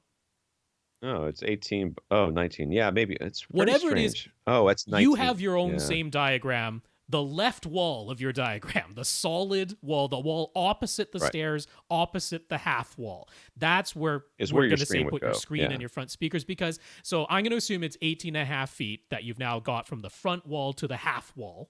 All right. Now, if you put your front row of seats, I'm going to say 11 feet from the screen. That gives you 6.5 feet. Okay. So your second row is going to be pushed right back against that half wall. But that's okay, because the top of that half wall is open. You don't actually have a strong reflection right behind the heads of that second row. It's only a half wall back there. So that's okay. Yeah, if you want bar stools, they're on the other side. They're in the bonus room facing the half wall. I think that all works out pretty darn well. That's as good as you can do, in my opinion, for rows of seating in here. You could even do the thing, since you're going to have the stairs on the left side of that half wall now, you could do 3 seats are along that half wall, and then you have a 4-seater that's 11 feet from the screen. Yeah, I Yeah, like it. That would work. You'll have plenty of space on either side of that's your right. screen to put speakers and Yeah. subwoofer. Yeah, because if this room is 19 and a So half I, feet wide now, you can certainly fit in four yeah, seats and a nice big screen and speakers on either side. Totally. yeah, I agree. Where should the electrical wall outlets be placed? Well, by code, I think it's like every Yeah. three. So you'll have I mean, more than you need. Just if I they do will it by just code. say that because this isn't always the case, if you just have an electrician come in and they put it down, every whatever span of feet it is by code, they don't necessarily always put outlets close to the corners. I think it's always helpful in a theater to have outlets. I mean, not like in the corner, but close to all the corners, Right. because if you want to put For your for subs. Yeah. subwoofers, and you might be moving subs around in here potentially to figure out what are I the would best also corners. put, I would also put a outlet smack dab in the Yep. middle of the room by the 11 Yep. foot space, because if you get those powered recliners, you're going to want to plug Yes, want to plug them in, absolutely right. and that'll make your life a lot easier if you do that. So I would Yep. put them there. Where should his optimal projector mount location on the ceiling? Optimal, I mean, obviously throw distance is going to vary Mm-hmm. from projector to projector, but I think, if you have it, what, about 15 feet back Yeah, I mean, around I'm there, thinking it would be uh, pretty good, pretty yeah, again, safe. if you have that first row at 11 feet and the second row right against the half wall, so 18 and a half feet back, if you sort of have the projector in between the two rows, Yeah. right around 14, 15 feet is pretty darn safe. I mean, I think you're going to be going for probably a 120-inch screen. That's what I would recommend to you with those seating distances, is a 120-inch Right. screen. If you have the projector with its lens, and let's refer to the lens. So remember, there's the body of the projector behind the lens. If you have the projector with its lens any closer than about 13 feet, you're asking it to open right up to its widest possible angle, and you might not be able to hit a full 120 inches on like the Epsons and the JVCs that are typically our favorites. You're probably Right. going to end up with an Epson if you go with our suggestions in the future. So Right. try to have the lens at about, I think, 14 feet, and then the body's going to be behind there, taking that to about 15, and then the rear row of seats is just behind that. I think that's pretty optimal. Yeah. He didn't ask us where to put speakers or speaker wire, which I think Well, is I think concerning, because once I you think figured out the layouts of here's where my seats go, here's where my screen goes, then the speakers go where Dolby tells you to put the speakers. Yeah. So if you have any questions about Right. that, let us know. Tim has noticed that many projector screens are now being marketed as 4K screens, or they have 4K in their model name somewhere. If you're buying a 4K projector, is it necessary to have a 4K projection screen? If a projection screen doesn't say it's 4K, will it somehow harm the image? So it's all, I mean, to me, it's more about how close you sit to it and so you're worried about like whatever texture Right. is on the screen, so that these itty bitty pixels aren't being somehow warped by the texture that's up there. If you sit far enough away, you're probably not going to notice it. 4K screens, if they say they're 4K, are usually the same as they were last year, Yes. except now they say 4K. I mean, there's very little difference. especially if We you will go warn with you. a standard white screen, like we talked about a couple questions ago, we're going to tell you on this podcast, you either go with a standard white screen or you go with a full-on ambient light rejecting screen. Or, of course, the one where this might apply is acoustically transparent. All right. If it's a standard, Right, if it's a that's what I was standard thinking white too. screen, Yeah. we want you to get one that essentially has no or exceedingly little texture to begin with, in which case it doesn't need to be marketed as 4K. It's already a basically textureless white field. So that's done. The ambient light rejecting screens, I mean, I don't think you can find one that doesn't market itself at 4K at this point, so it's kind of neither here nor there. You're going to end up with it regardless. The acoustically transparent is where this can potentially make a small difference, because it is a weave. It's an actual weave. If you get right up close to it or look at it with a magnifying glass, you will see that it is a woven fabric. And so those ones, the how far apart the little holes are in that weave can make somewhat of a little bit of a difference. So if that's what you're looking at, again, like Tom just said, though, it's how far are you sitting from that screen, because you will not notice it if you are far away. So if you're like 10 feet or closer. And sometimes you will not notice it if you're just not looking That's for true. it. I've been in plenty of theaters where people have gotten the acoustically transparent weaved ones that we don't recommend and what was it? Elite was the one that we were having Elite issues for with. sure, because they have their Acoustic Pro 1080, which like despite the 1080, that's not the reason. I'm not a big fan of that screen material, full stop. I want you to get the one that they call UHD, Ultra HD, or could be called 4K, but that not because it's called UHD, but because I just think it's a better material, full stop. Yeah. Right. But I've been in theaters where people are quote unquote video files, and they care more about the video, or at least as much about the video as they do about the audio. And they've got this screen up there and it's huge, and you're sitting what you and I, Rob and Tom, would say is too close for that weave to be, so that people would be noticing. And they're like, oh my God, this is the best screen we've ever had. So, we're being exceedingly, as we are in all things, only because we want you to be happy. We're overly cautious, and we will warn you if we think you're going down a path that that is that may give you issues, but is the cheapest path. And then in which case we'll say you can do this. These are some of the potential pitfalls you might run into. But if there's two things that are essentially the same price or close enough to the same price, we're going to always tell you go with the one that we know will not send you back to this podcast. But like maybe Tim is just looking at Silver Ticket. Silver Ticket doesn't put 4K in the name of their white screens. I'm like, that's no problem, Tim. Their standard white screen, A-okay. Yeah.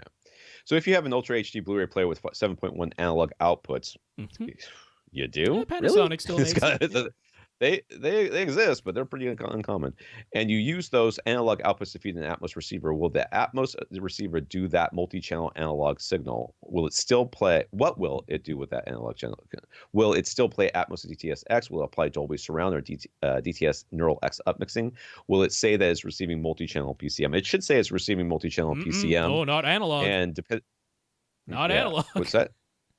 This is the 7.1 analog outputs, man. Oh. No. So no what's it gonna do? to all of those. It's definitely not going to do it in the upmixing. No. Sure. Yeah, because the analog inputs on AV receivers, I mean, maybe there's one out there that does converting the analog input to digital so that it can apply its digital processing to it, but I'm not aware of it. All the ones that I know that have 7.1 analog inputs, I'm talking about the AV receivers here, they just take that analog signal and they might apply some like trim to it, volume to it.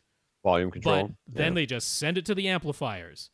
Because that bypasses Odyssey and everything. But I thought it would still read multi-channel in. No, because it doesn't read multi-channel PCM would have to be a digital signal. PCM is pulse code modulation. Yeah. It's a digital signal. It would just say, I mean, all it would say on the front is whatever the name of that 7.1 analog in is. I don't know how that's labeled on your particular AV receiver. Some of them use different names, but it would just be the 7.1 analog input. It's not doing upmixing. It's not doing room correction. It's not doing bass management. It's just altering the volume for you and sending it to the amplifiers. That's it. So in those cases, if you decide to use that, which we don't recommend. Why would you do that? Because maybe you've got the world's oldest receiver. I don't know. But then it's not an Atmos receiver. You would want to make sure that the speaker settings in your player were also correct. All the bass management would have to be done in the player. If not, all you're going to get out of the subwoofer channel is the LFX. Yeah, LFE. Yeah. LFX, don't do this. I just made it better. Maybe he was taken by some of the marketing, claiming like this has a fantastic analog audio section and all. Like, dude, no. Digital out, HDMI out of your Ultra HD Blu-ray player, please. HDMI out for all the audio. Michael has a 65-inch Samsung JS8500 SU HD TV from 2015. SU, Super Ultra HD. Samsung Ultra HD. The SUHD models were the precursors to today's QLEDs, and back when Samsung was still calling quantum dots nano crystals. Right. They didn't think people would cotton to quantum dots. They were wrong. Everybody loves the word quantum now. That's right. The JS8500 is edge lit, but the lights are placed on the left and right sides of the TV as HDMI 2.10 inputs and HDCP 2.2, and it can accept HDR10 signals. So with the Panasonic UB4020 Ultra HD Blu-ray player, what are the correct output settings? And I'm pretty sure he's talking about the HDR optimizer. Because, I mean, auto for your Right. resolution, 24 frames per second, all of that is Yeah. totally fine. Leave Yeah. it at Y. I think they label theirs YUV or YCBCR. It's going to be one of those two. Leave it at that. Don't convert things to RGB in the player. But the HDR optimizer, what type of display should you tell your Panasonic UB420 that you have? The JS8500, thankfully, Arting's review of it is still up there, and they tell you how bright this thing can get, and it can get to about 500 nits. Which is one of the options. That is your basic luminance LCD is the name in the HDR optimizer that Panasonic would give it. It's the lowest one. It's the lowest one. That's 500 nits. And that'll work nicely because the JS8500 was one of those ones where, it could take an HDR's 10 signal, didn't really know what to do with it, but it could take it. So if all of the processing has been done in the player beforehand, so much the better. There really wasn't any tone mapping going on in those models back then. They didn't know what was going on with HDR yet. But that good question, and that should work. Basic luminance LCD. All right. You and the 5 other people that still own that TV are? Man, why should people be? We just helped them. That's only 5 years, not even 5 years ago. I know. Why should that be an 5 years old ago. TV at this point? I know. It's just hard when you buy a TV when a new technology just comes out.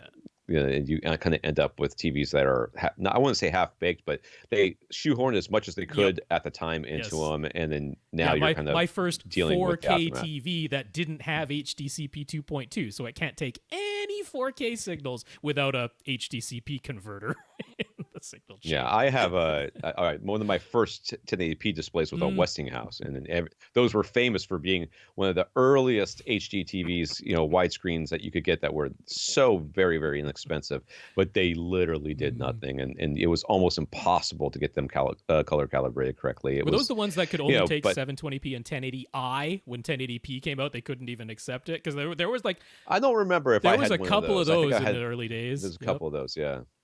I don't think I had one of those. I think it could take a full 1080p if I remember correctly, but I might be wrong. Jefferson just moved into a new house. In his old place, he had an Atmos setup with in-ceiling speakers, but he left those in-ceiling speakers behind, and now he's in need of new ones for his new house. He's using a Marantz AV7702 Mark II Pre-Pro connected to Bryston and Emotiva amplifiers. He has 4 SVS SB13 Ultra subs for his new 13 by 20 by 8 You foot should be room. able to pressurize that with those. Nice. With 7 floor-level speakers are all Atlantic technology. He'd like to get back to full 7.4.4 configuration. So he's already got 4 subs. He's already got 7 floor-level speakers. He just needs overhead. He was hoping to keep the price around $500 for 4 new in-ceiling speakers, but he wants them to blend as nicely as possible with the rest of his setup. What do we suggest? Atlantic Tech. Boy, I haven't thought about that. Yeah, I mean, those were the Vance Dickinson designs. They should be. They have a super wide dispersion. They should be, relatively flat. They should play nice with just about anything. They really should. Yeah, I mean, they played particularly well back when Emotiva was making their dome tweeter speakers, because same speaker designer. They worked real well back then, but that's not what Emotiva does anymore. Yeah, so I mean, again, my go-to here is going to be Aperion, although we're a little bit over your price range because they're $150 each. So we've gone $100 over what you were looking to pay there, but immediately that's where I would point you. Either them or RBH, but typically, unless you become an RBH dealer, the RBHs are going to be a little bit more expensive. So it doesn't really help you out there. I kind of... You could go with the mono price, whatever that mono price offering we sometimes talk about. Yeah, the Sycamores would be okay. If you really, can you save $100? Because I think the Aperience would probably be your best bet as well. I mean, I like the Sycamores a lot for Atmos. I think they're entirely sufficient for just about anybody's system. But looking at all the rest of what Jefferson has, I'm like, that's higher end stuff. And if it's at all questionable, I'm like, the Aperions are right there. I think that's where I really want to point you, Jefferson. All right. Daniel, recent price drops have resulted in the LG B9 OLED being noticeably less expensive than the C9 model, and both are now less expensive than Samsung's Q90 flagship 4K QLED model. Is the C9 worth the extra money over the B9? What are the differences? Haven't we answered this question recently? And how does the Q90 stack up? Is there any reason to actually pay more for it? Yeah, I don't mind feel answering again because things are, I mean, not exactly Yeah. changed, but clarified at this point. Yeah. Because so the B9 and the C9, man, it's really hard to justify a C9. So I mean, there's the obvious, the cosmetic differences on the outside. The C9 has better speakers. Okay, I doubt you're even using the built-in speakers, but I mean, those could be legitimate reasons for somebody. So I mean, the obvious one is they will tell you the C9 has the Alpha 9 Generation 2 processor, the B9 has the Alpha 7 Generation 2 processor. What does that actually mean, if anything? About the only place you might notice it, two things. If you turn on the AI something, whatever the AI thing that attempts to analyze the picture and like sharpen it up and, you know, boost the contrast and things like that, I would always tell you to turn that off anyway. But that is one area where the extra processing has a little bit more ability in the C9 versus the B9. But I'm going to tell you to turn it off anyway, so I'm not worried about that. The other one is the smooth gradation feature. All right, you're watching Amazon Prime Video, which almost always has a ton of color banding in it. The C9 does a better job of smoothing out those color bands in a source like that. Again, the little bit more powerful processing seems to have a small advantage there. That's about it. The other advantages, there are genuine advantages between the C9 and the B9, but it's all for professional calibrators. The C9 has a bigger lookup table. The C9 can do the auto cal with CalMan. Mm-hmm. So it's all on the professional calibration side. So if you're not going to use any of those things and you're fine with the smooth gradation being good, but not the very best, but when would you ever notice that without a side-by-side? I'm like, you save a few $100, you get a B9, you get the B9. It's because the other feature that we thought was going to be different was we thought the C9s were going to be able to do G-Sync and the B9s weren't. But it turns out they got G-Sync working on the B9, so that's not even a difference anymore. The Q90, why would you get a Q? I mean, if you're super worried about burn-in, but like, man, like, everybody's coming around to the newest OLEDs. As long as you don't crank the OLED light setting, if you keep the OLED light setting at 40 or below, like, nobody's getting burn-in anymore. It just, like, unless you really just leave one channel logo there all the time. So, right, I'd get an OLED, man. So it's a brave new world. We finally can recommend OLEDs over LCDs for price. Yeah. I mean, yeah. So Dan, a few episodes ago, we compared the BenQ HT3550 projector versus Epson Home Cinema 4010. But what about the Epson Home Cinema 3800? The HT3550 and the Home Cinema 3800 are the exact same price right now. Which of the two is better? You know, these just projector questions. I'm going to tell you. Okay. What are the? Let's do pros and cons. The 3550 is a tiny bit sharper. It's DLP. It's the 1080p DLP chip that's being shifted 4 times per frame. The Epson 3800 is a 1080p panel that's being shifted 2 times per frame. So there are twice as many pixels being flashed to your eye every frame by the 3550, but more than that, it's the DLP. The DLP is what gives it the little bit of edge in just sheer sharpness of how razor tack sharp does the image look. It's a little bit of an advantage there. Almost everywhere else, the Home Cinema 3800, I think, is it's brighter. For HDR, the 3800, I'm just going to say flat out looks better. The 3550, it does HDR, but it's not a huge difference over SDR. It just doesn't have the oomph to get you there. The 3800 is practically a light cannon, and HDR looks different, and it looks better. So their black levels are similar. Both of them can take 4K HDR signals at 60 frames per second, and the 3800 has lower latency. So if you're a gamer, the 3800 is definitely the better choice. Both of them are entirely manual lenses. There's no motorized lens on either of them, but the 3800 has larger zoom range and more lens shift. Both of them have those things, but the Epson 3800 has more. So 3800 is where I lean. Yeah, that's it. All right. Josh is back after we discussed his basement that he wants to finish. The one with the stairway that comes down the middle, and then to the left is the area that he'd like to turn into a theater. The right is where the office goes, along with the washroom and utility room. I do remember this. He made some mock-ups of the orientation options, but they are not to scale. As a reminder, he already owns a 14-foot wide couch that he prefer to keep using, and once the room is finished, the dimensions to be around 14 and a half from the stairs to the side, and 18 in the other dimension. So the room he has on either side of his couch in the drawings is not accurate. There will be less, and how much space there is. Yeah. Because it's a 14. Because right now he's got the 14-foot wide couch going across the 14 and a half foot room. Well, yeah, so that's with some 6 space inches on either side. It's like, no, there'd be no space. No, there's not. Yeah, you cannot get behind the couch. Once you Yeah. put the couch in there, you're gonna wedge that bad boy in there. That's what it'll be about there. So he's got it facing the 14-foot orientation, the couch that way, and then facing forward. So that you'd come down the stairs, and to the left you would see the screen on the front wall in front of you, and behind you would be the couch shoved into that space where you could not get behind it no matter what. Which is not a bad thing, because behind him he's got his speakers, his projector, and his AV rack. Yep. So to get to the AV rack, you have to jump over the couch. Climb over the back of the couch to get to your AV rack. Keeps kids away from it, so there's that. So something to consider. The other orientation he has is when you come down the stairs to the left, as you landed, to your left would be the back of the couch, or the back half of the couch. And on that wall, to the left of you, not in front of you and to the left, but to the left of you would be the screen.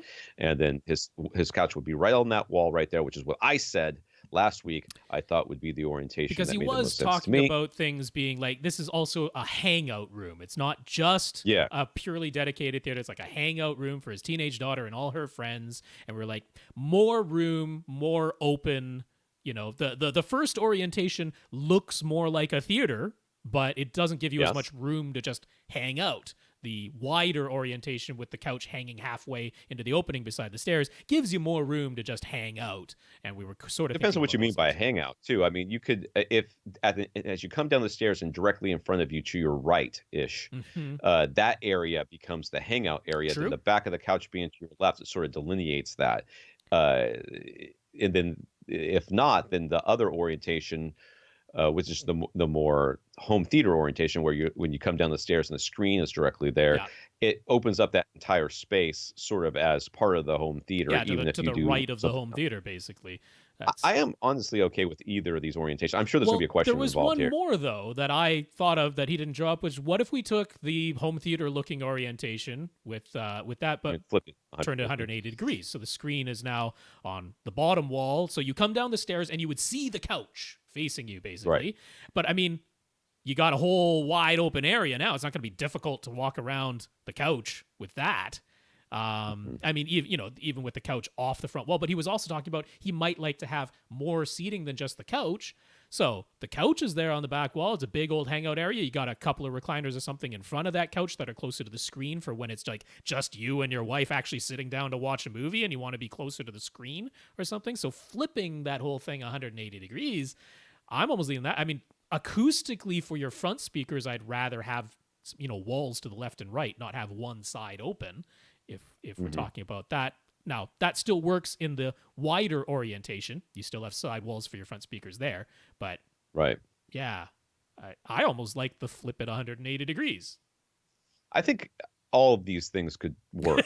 They all could work. It really doesn't matter. Yeah, none of them really are bad as far as I'm concerned. The idea of putting the couch on the idea of putting the screen kind of tucked into that little it's not little. No, I mean, it's still like 14 and a half feet wide. But having it tucked back there means that, you're now limiting a little bit more how wide you can put your speakers and some of the other things that I would definitely go for if I did that, I would go for a smaller screen, and with the focal point of the viewing angle would be the two recliners or maybe the love seat that's in front of the couch being the primary row of seats. And that back couch being the hangout couch where people sit back there and Instagram the entire time. And then everything is focused on those other two rows. That way that other row, that front row, so that you can get the screen a little bit smaller. You have space on the sides for your subwoofer and your, or if that's where you end up putting your subwoofer and your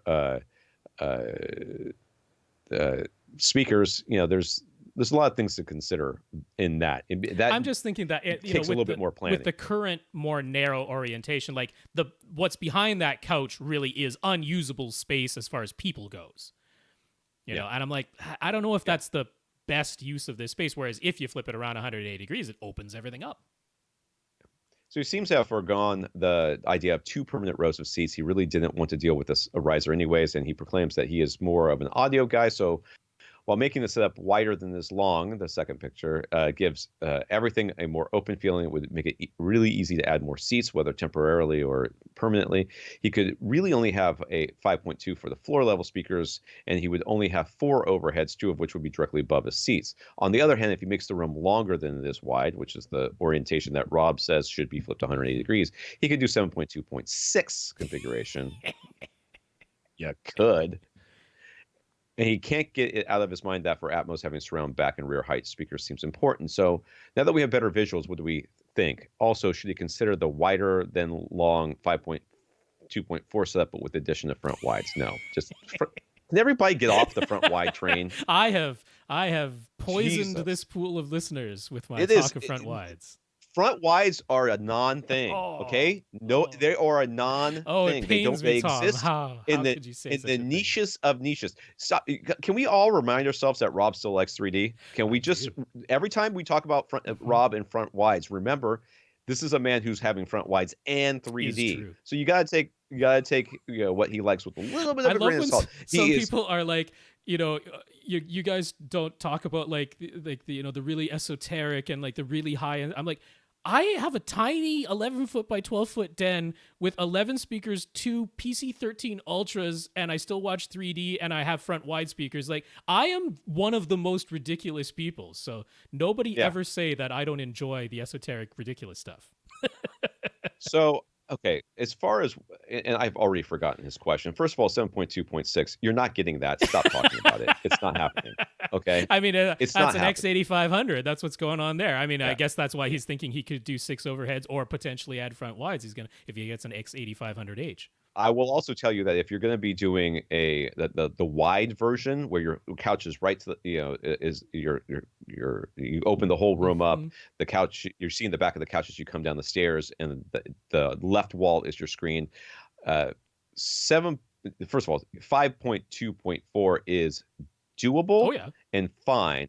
The way you have the speakers kind of located, the top middles need to be like almost on that back couch wall. Could be scooched forward a little bit. It doesn't have to be pushed back against the stairs. Yeah, he's gonna I think he's gonna actually push it against that back wall. But which means you're gonna have front heights. You can't have top middles and top fronts. Correct. That is not a thing. So you're gonna have front heights, which means they're gonna be on that. Well, they don't have to be on the front. You can put them in the ceiling, but just label them as front heights. That's totally fine. Yeah, front heights. And if you end up doing the other orientation that Rob was talking about, I still think 5 points. I think the reason he didn't put it in the orientation you suggested is because there's no way to put the surround left speaker without having it in the room. Correct. On the ceiling. That is true. So that is true. I think that's why he did that. But if you could kind of cheat it a little bit, have it on that little wall next to the stairs. I don't know what that looks like. It could just be a half wall, which means it wouldn't work. I don't know. But I would still do 5.2.4. I don't think I would have the back surround back speakers. You're only a couple of feet off that back wall, and that the surround backs and the top, I think the top rears are going to be too close together. I would still do 5.2.4 in that orientation. I know you want to put all the speakers in here. I know you do. Okay. But I will tell you from experience that when you're sitting and you got the speakers too close to each other, they absolutely hurt the immersion and the sound. They do not help. They hurt. So don't do it. Yeah, where do I fall down on this? So, I mean, if I'm sticking with my idea of so you're right. Where is that?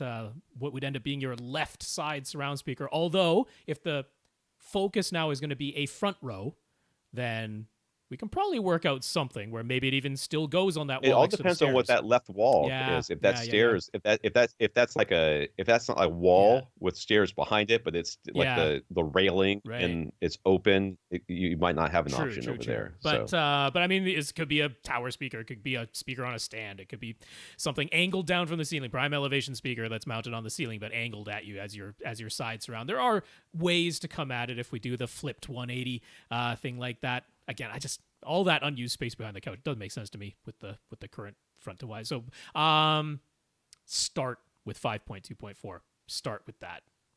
That's where I will come down on it. yeah, Nick. So last year, LG's 88-inch 8K OLED, and it's called the Z9 if you're in Canada, went on sale for $30,000. This year at CES, they introduced the follow-up 88-inch 8K ZX. Oh no. It is Z10. They went from 9 to 10, but they turned it into a Roman numeral. They don't want you to call it X. It's very important to LG. LG can suck it. It's a ZX. Yep. Any guesses as to what its price will be? Any chance it will get a big price drop the way the second generations of 77-inch OLEDs did? It's going to be $30,000.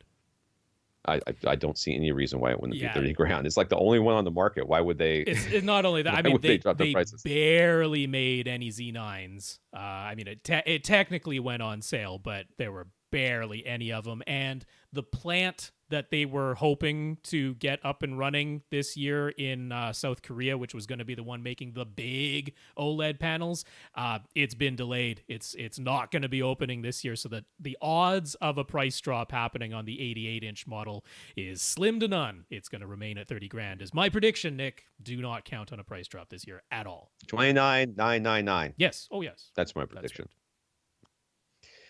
JR moved to a new place. He used to have his 65-inch 1080p edge-lit Samsung LCD in the living room with lots of light, but now he has a basement. He's discovered that his edge-lit LCD really bothers him. He heard a rumor about something called black, but he's never seen it. At least you're colorblind, man. Good job. No racism. Anyways, he is a heavy gamer, and what he does most and that's what he does most in his new basement theater. Music listening comes second, and movies third. TV shows are way down on the list. He's seen OLED TVs. He's blown away by them, and he wants one. But of course, he's a bit worried about the burn-in. Then again, there are plenty of games saying they use OLED TVs, gamers at least, that say they use OLEDs all the time. So has it gotten good enough that burn-in from gaming is less of a concern? Are there techniques or best practices that reduce the risk to a minimum? Yeah, anything that has a heads-up display, a HUD, anything like that that's static, and most games do. You need to worry. I would worry about that. I would not be, playing a game that's ultra dark, and the way that you cheat, I guess I don't want to call it cheating, but the way that you combat that ultra darkness is you crank the brightness so that you can see one of the in the major darkness. things, yeah. I know that plenty of gamers do that. I would be concerned about doing that with an OLED. And switching games on the regular, not doing what a lot of gamers do, which is I'm in the middle of something. I don't want to. I can't stop, but I can't save and quit and come back to it. So I'll pause and I'll go have lunch and come back. An hour or two later. That's the sort of things that's going to get you in trouble. I mean, one of the major things is keeping the OLED light setting turned down. 40 or lower is definitely the safest. And now that you have a basement that you can dedicate and you can dim the lights, you can have light control, you don't need to crank the OLED light setting because you're not overcoming sunlight coming into your basement room. So you should be able to do, gaming in the dark basically, or at least in dim lighting rather than, full room lighting or sunlight. So that's going to help. Turn on all the protection features, the little pixel orbiter that shifts it around a little bit. Make sure that you power off and don't unplug your TV right away. Let it run its panel refresh thing that it does every 4 hours, and turn on like the channel bug detector thing, the thing that's there for your news bugs and will dim the screen if something is static all the time. If nothing else, it'll be a reminder to you, oh, I've had this static thing on my screen for a long time. That's why my screen is dimming. I should change things up a bit. Best practices are thankfully these days in a lot of games that do have a HUD, they give you some options for that HUD. They allow you to make it partially transparent, translucent, or they allow you to have it turn off and only come in when you actually need to see something. Like if your game allows you to make those types of settings, make use of them. Right. Don't have a bright, static, solid HUD on your screen all the time. Like I say, the newest ones, the 2019s and the 2020s that are going to be coming out, they seem to have improved things on the burn-in front. That OLED light setting is the main thing. And you just got to really resist the temptation when you're playing a dark game to crank the brightness so you can see better. Don't do that. I mean, cranking the actual black level, the thing called brightness, I mean, that's just in the signal. That's okay to do. Just don't crank the actual light output, the thing they call OLED light. Don't turn that way up. Yeah. So do the 2019 LG OLED model support HDMI 2.1, or does he have to wait for 2020? No, the 2019s do support it. The one thing is the 2020 models are going to also support AMD's FreeSync, which the 2019s don't. The 2019s do the HDMI 2.1 version of variable refresh rate, which we don't have any sources that do that right now, except for the Xbox One X kind of does it, but only up to 60 hertz. Which isn't what, like, people like, I want it to go up to 120. That's kind of the whole point. So there's limitations there, but the Series X and PlayStation 5, they'll do the HDMI 2.1 version of variable refresh rate all the way up to 120. So the 2019s can already do that. They can already do G-Sync, NVIDIA G-Sync, but if you're using an AMD on a PC, because maybe he's a PC gamer, I'm not sure. If you're using AMD and you want FreeSync for that, you will need a 2020. So Samsung still seems to be the top alternative. Do they support HDMI 2.1 and have the crappy off-axis viewing angles gotten any better? Full HDMI 2.1, no. Only their 8K models have full HDMI 2.1 inputs. Their 4Ks do not, but their 4Ks do support variable refresh rate, including FreeSync, but not G-Sync. So if you're a PC gamer with a G-Sync graphics card, you'd actually be much better with the OLED, and you could grab a 2019 right now, and it'll work with G-Sync. But they'll work with FreeSync. The off-axis viewing angles, too, is something that, I've only really had... They've tried. The Q80 and the Q90 got the filter, the wide-angle viewing filter, to try and make the wider viewing angles better, but I hate it because it made the black levels worse.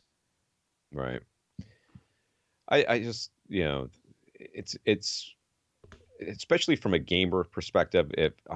He's all he talks about being worried about is games. And 90% of what he's doing down there is games and a little bit of other stuff.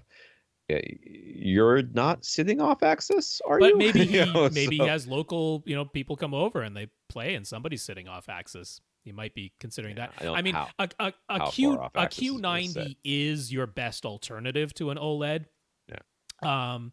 Because it's got so many local dimming zones that having that wide angle filter where it hurt the black levels a bit, it doesn't hurt the Q90 very much because the local dimming sort of takes over and compensates for that.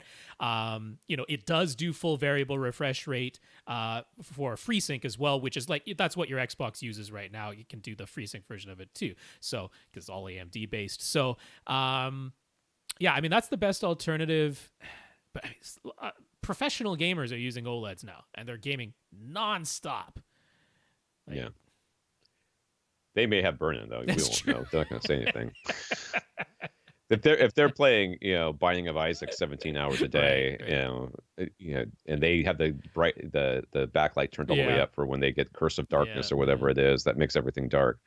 And I know all the gamers do it. I can't imagine they don't have burn-in, but whatever. So over on the audio front, he uses Mirage OM9 omnipolar speakers. These are ones that fire in all directions. At least that should by that. Well, they actually fire up and then go into a little cone thingy that disperses the sound in 360 degrees. Yeah. So he bought bass traps and a ceiling cloud from Sound Assured. I don't know what a cloud is. It's something that goes on the ceiling. It's basically just absorption panels on your ceiling that hang down a little bit, so they call it a cloud. Yeah. And adding those did seem to improve his bass. It sounds tighter, but Sound Assured also recommended to him that he place some absorption panels on his front wall behind his Mirage towers. Given the omnipolar design, is that a good idea? JR has his doubts. Now, you're not going to like what I say next. So, sit down, I guess, or grab your seat or whatever. But yeah, omnipolar and bipolar and all those polar, anything other than just firing straightforward designs are ones I never recommend. I don't like them. I think they're terrible. I don't know what they're trying to combat, because all they're doing is making things, in my opinion, worse. Now, you have these speakers, you like these speakers, you love these speakers. These speakers have been good to you. That's great. Yeah, absorbing everything other than what's coming directly at you is a good idea. It'll change the sound, and if you have room correction, you're going to need to rerun it. There's no question about that. I tend to. I would be honest. If I had omnipolar designs, I would put I would build a cube, like a box that would go over the entire speaker, and then that was made out of absorption, and then take the front panel off, and then that's how I would. You just have a gobo built around it. Front is open. Yeah, I would absorb the top, sides, and back. That's what I would want to do with these things. Which defeats the entire purpose. But I've never understood my whole audio life. I've experienced lots of speakers that have this type of design and stuff and they keep telling me how more open it sounds and everything. I'm like, it doesn't. It doesn't sound more open to me. Now, any experience I have of more openness is almost always due to the fact that somebody right beforehand said, "Doesn't it sound open to you?" I'm like, I guess. I mean, I don't really think that it sounds that much more open than anything else. But the whole idea that having it go in 300 is more natural. Sound goes in 360 degrees. No, it doesn't. No, it doesn't. When it comes out of my mouth, the loudest part is right here, directly in front of me. Right? It is right here. It doesn't come out the back of my head or through my ears. It doesn't do that. So no, yes, if I took how about this? Somebody's playing a trumpet. Is the trumpet coming direct, from 360 degrees? No. Somebody hits a cymbal. Is it coming from 360 degrees? No. Somebody hits a drum. Is it coming from 360 degrees? No. None of these things come from 360 degrees. And yet this speaker, for some reason, does 360 degrees. I understand the sales point and what the thought process is behind it. I've never experienced a speaker that is designed this way sounding significantly better than a traditionally designed speaker where it's firing straightforward, just like everything else. I mean, it comes down to speakers should ideally just be a microphone in reverse. Most recording mics are directional. There are omnidirectional mics, but that's not typically what's being used to make a recording. So, right. it was an idea. It was a theory thing. It would be, and if they had, so if you took an omnidirectional mic, right, an omnidirectional mic, and absorbed the sound from all the different directions and processed it in such a way so that the sound that came through the back of the microphone would be reproduced out the back of the speaker and that sort of thing. Okay. But that's not the way they do it. It's not what's happening. In that case, you could still take a box and put tweeters and woofers on all sides, and then the stuff in the back would only get the information that came in through the back, and the stuff in the front would only get the stuff that came in through the front. that sort of thing. But that's not the way they do it. They record it, and they record it with a directional mic, and they shoot it out in 360. Bose does the same thing. Well, not Bose. Bose and Bang & Olufsen with their stupid things that look like cigarette holders, little things that outside the supermarkets where you dump your cigarettes into them. The big cone thing or whatever. And they'll tell you, oh yeah, so with fire 360 and it makes so much. No, I don't buy it. I've never bought it. Never experienced it in such a way. But you have these speakers, so you're asking me if I think you should put absorption behind it. Yeah, I do. Yes. Well, yeah, we agree with Sound Assured's advice. Get you some absorption on that front wall. We agree. Sidewalls too. Yeah. I'm sorry, by the way. I know that's not what you wanted to hear from me, and I apologize, but you asked my opinion, I'm going to give it to you. So JR hopes he won't sound stupid for asking, but when he reads or hears about flat response or good acoustic measurements, what do those actually mean? Is there an app he could use to view these good measurements and learn about what these graphs look like? He's made all these changes with the bass straps and such. He can roughly compare how it sounds and make a subjective choice, but there's no way to do an instant A/B comparison. So is there any empirical way to measure what's going on to see if he has this flat response he's supposed to be aiming for. What does he need, and where would he go to learn how to use it? So a flat frequency response, first of all, in an anechoic chamber, if you took a speaker and you played a sweep from the top to the bottom, 20 hertz to 20 kilohertz, that was the bottom to the top, but whatever. If you took that and you put that sweep in an anechoic chamber, this is a chamber that has no reflections. Right. Okay, this is a big room full of absorption, so that every sound that comes out of that speaker is absorbed. Right. Absorption that is literally like direction. 20 feet deep in all sides, ceiling and floor too. The floor is a grate above 20 feet of insulation. Yeah. It's nuts, right? These 3 rooms are insane. You put the speaker in there, you run a sweep through it. When you measure the volume changes from frequency to frequency, based on the amount of power you put in, it stays flat. So a flat frequency response is literally a flat line from 20 hertz to 20 kilohertz. Think of any signal as a set of instructions, right? Set of instructions being sent to your speaker, and if you play a full sweep across all the audible frequencies from 20 hertz up to 20,000 hertz, and that signal says, hey, play all of these sounds one after another, all at exactly the same volume, then ideally the speaker outputs all of those sounds at exactly the same volume, because that's what the instruction said to do. And what's the benefit of this? Well, it means that when you tell it to play anything at any volume, it should be able to give you exactly what you asked for. Okay. Not all speakers are designed this way. No speakers are actually capable of it 100%. Right. All speakers have some little inaccuracies along the way. Well, I mean, yes, because not only do you have to worry about, first of all, the lowest bass requires a completely different design than, dealing with the upper end, but you have you almost always, not almost always, you have to have different speakers, different drivers for different sections. So these have to cross it over into each other, and where those crossovers happen, you're going to always have some inaccuracies, or you're fighting those with the crossover design. Then you've got driver materials that might break up or have issues with certain frequencies and not other frequencies. So we're looking for a relatively flat line. Yes. Okay. For the range that we care about. So if I'm looking at a bookshelf speaker, I'm looking for a relatively flat line from 20 kilohertz down to 70, 80 hertz. If 60 is often nice, gives you a little bit of wiggle room. But yeah, I mean, you're looking at a graph that is frequency versus volume, and it should be ideally in a completely anechoic environment, a flat line going across, because that's what the signal was. And for subwoofers, we're looking for the same thing from 20 hertz or below up to around 90 or 100 hertz is what we're looking for out of a subwoofer. We want as flat as possible, so that when we give them a sound and we give them an instruction, they play back the thing we want them to play back. That's why we care about it. Now, other speaker manufacturers, some will tell you, Definitive Technology, Bang & Olufsen, obviously Bowles, Golden Ear, they are not trying to achieve a flat frequency response. What they want is they have a target curve. B&W, whatever they're very highly regarded, B&W. Bowers and Wilkins. Yeah.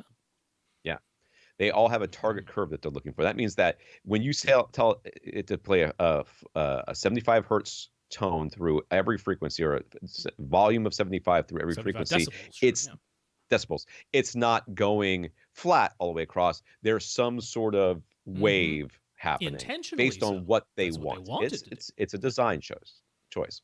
So we say we like flat frequency response because we want what goes in to come out.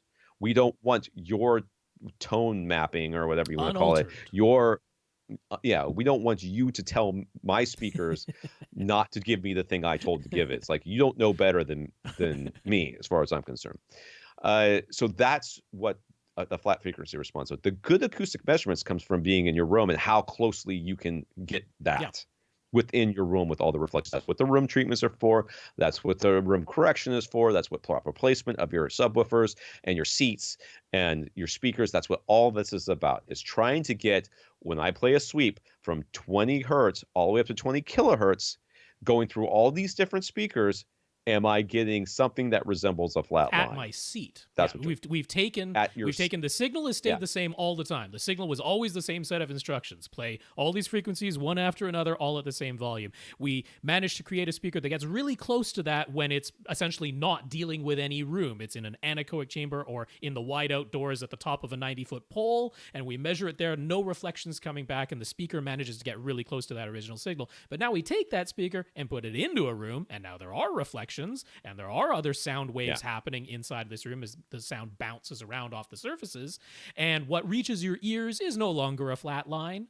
But we want to get something that looks reasonably close, because again, that's what the instructions in the signal said to do. They said play all of these sounds at exactly the same volume. Why should you hear something other than all of those sounds playing at exactly the same volume? That's what the instructions said to do. So that's what we're looking for in a frequency response graph. The other side of it is the time domain, because the signal says start and stop, start and stop. Right. And you can have an impulse that says, play this sound for only 10 milliseconds and then stop.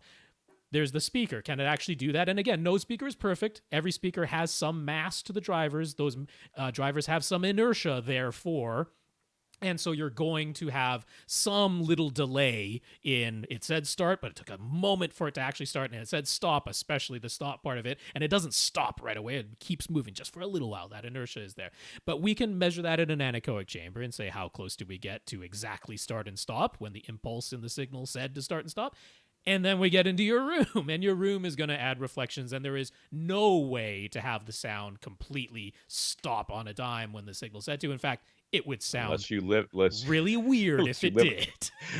Unless you live in an anechoic chamber, in which case you'd walk in there and you'd be so distracted by hearing your heartbeat in your ears that, and that's not me joking. That is what you will hear. You go in an anechoic chamber, you close the door. Right. It is so quiet in there. You can hear your blood pulsing through your veins. Nothing else going on in there. But what we're hoping to see, so we can have two other types of graphs. One is called a waterfall graph, and along the top of the waterfall graph is your frequency response. Hopefully something pretty close to a flat line. But then it's a 3-axis graph, and coming toward you on the z-axis is time.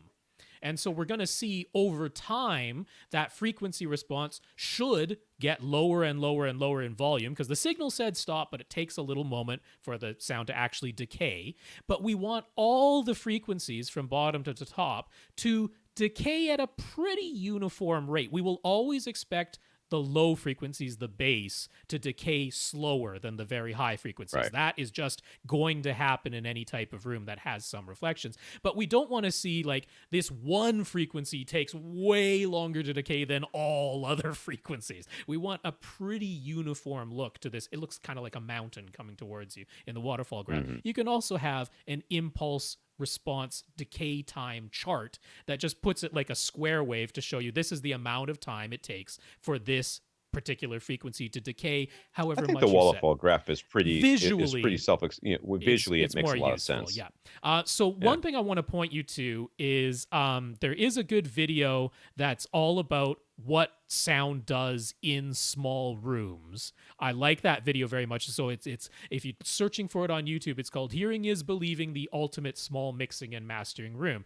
Again, I'll mention it's on a guy's channel where I don't particularly care for the fellow himself, but it's very good information. I don't mind at all. It's not actually him delivering it, but they show you and explain these 3 types of graphs. So it's useful in that way as well. You can see the graphs. You can see how those graphs changed depending on what they did to the room, acoustic treatment-wise, which is exactly the sort of instruction that you're looking for. So we'll have a link for that in the show notes, but you can also just search for it. If you search for Ultimate Small Mixing and Mastering Room, it'll definitely come up on YouTube for you.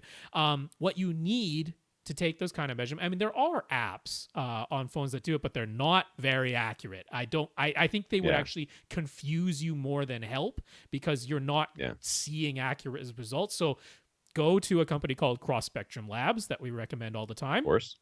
They sell microphones. It's $105 for a USB microphone that is stupidly accurate for $105. So it's called a UMIK 1, UMIK 1, but get the one from Cross Spectrum Labs because they have No. individually calibrated the microphone they sell you, not batch calibrated, not manufactured Right. it to a good tolerance. No, individually, each microphone they sell has been calibrated. That's why we like cross So spectrum. the way that works is he's going to tell you a program to get, right? Yes. And I won't spoil that. So when you get this program, you could say, it'll say, oh, what microphone are you using? You say, I'm using a That's UMic right. 1. Well, it has a calibration file. There's some known inaccuracies within the UMic 1. Sort of they know that this is this might measure a little bit low here, a little bit high there, something like that. I don't know what it is. It doesn't matter. But what Cross Spectrum Labs does is he's got professional audio gear, professional measurement microphones, and what he does, $27,000 microphones, right? Not cheap, all right, not $100 one. which are also sent like, in twice a year back to where they do the professional calibrations to make sure it is spot on to ISO specifications. So what he does is he plays a sweep or whatever through something, a speaker or whatever, and then he measures with that professional microphone. And then he takes the UMic he's about to send to you and measures that same sweep with the UMic in the same location. And then he compares the two. Whatever the differences are the inaccuracies in your specific UMic That's 1. right. So he sends you not only a UMic, but he sends you a little disc, and that disc will have your calibration file. So when you use the program that Rob's going to tell you about, you will load up your specific calibration file, and you have essentially as accurate as you can get to a $30,000 microphone for $105. How much does a UMic normally cost? About $100. So you spent $5 on this. If that's not worth if you can't see the value from a normal microphone to a microphone that's calibrated $30,000, Mike, for $5, then you don't understand money. That's right, sir. That's why it's the easiest recommendation that we give out here for something that it's quite simply the easiest. Costs a little more. We can't tell you it costs $0 more, but that is true. so little for the value that you're getting. And yes, the program that you're going to want to use is called Room EQ Wizard, which is free. So you really can't complain about that. You will need a computer. Laptop, you do need a computer. Or really long USB cord. Well, even then, pressing things to actually play the thing and going back and forth and moving the mic. But yes, the UMic 1 is a USB microphone, plugs into your computer. Room EQ Wizard, of course, is software that runs on your computer. So yes, but we're assuming that you sent this email and have access to a computer. So yeah, that's really all you need. Now, where are you going to learn? I mean, I don't know everything about Room EQ Wizard. The program is enormous and can do ridiculous number of things. But if you just search for basic Room EQ Wizard tutorials on YouTube, we like the one from Geek Acoustics because it's very nicely explained. It's how to get started. Right. It shows you how to take a frequency response and a waterfall graph, and those are the places to start. So I think that gives you a really good start. The help files that are in Room EQ Wizard as well. I mean, yeah, you want a couple of months worth of reading.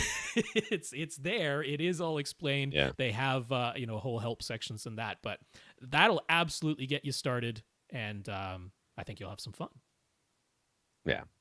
So I mean, this is what we've described is you getting understanding how it sounds at your That's seat. right. We have not then described the next section, the next part, which is then measuring from seat to seat and seeing how before calibration, before using your room corrections system, going seat to seat and measuring the same sweep and seeing how similar those graphs are. What we want in a room is from seat to seat, and by seat we mean about 2 feet apart from 2 feet to either side, in front and back. Maximum.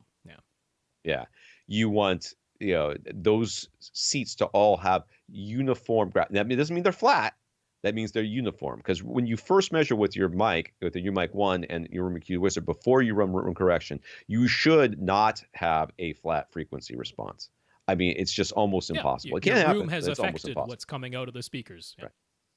So, but if it's uniform from seat to seat, when you run your room correction, you're then going to take, and it's going to correct for some of your room inaccuracies.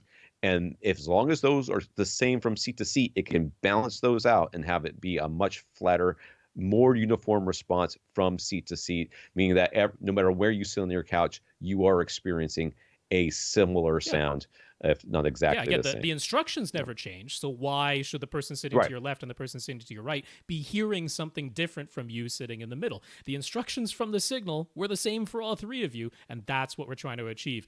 Nice, accurate response in both frequency and time, and uniformity for all the listeners within a reasonable area. You can't expect literally every spot in the room to work because rooms have reflections and we can't fix it everywhere. That's right. Yeah, some good questions there. So. Sorry about your speakers. All right. Let's end the podcast there. We want to thank our listeners of the week. We want to thank Ezekiel for going to avrant.com and clicking the Buy Us a Cup of Coffee link, including and also our 106 patrons over at patreon.com, including Dan. So thank you, Ezekiel, and thank you, Dan, and our 105 additional patrons. Ezekiel, thanks so much for the PayPal donation. Dan, thanks for being one of our 106 Patreon subscribers over at patreon.com/AVRant Podcast if you'd like to sign up. We'd also like to thank Victor for talking us up to Blue Jeans Cable, Andrew for providing the models for our 100 Patreon draw, as well as talking us up to Denon, NVIDIA, LG Canada, SVS, and that looks like it. So thank you very much, Victor and Andrew, multiple times. For sure. Victor and Andrew, thank you so much for the support. I will just mention we have people left on our list, including Brian F., Rob G., Ken B., J. A., and was there one more or two more? Because Jay's question is very, very long. Joe T. Yep, that was it. You guys are on the list. And I guess Rob wanted to mention Joey Esposito again for his comics. So check out Joey. Even though you weren't a listener a week, we'll send you some love. He did absolutely help out because he was the first person where I noticed this Netflix news. I'll give a shout out to Carl too because he tipped off. But I saw Joey's tweet about it first, and I'm a fan of his. So throw some support his way. Buy some of his comics. He deserves it. Right. For AV Rant, I'm Tom and Andry. I'm Rob H. Now go out and listen to something.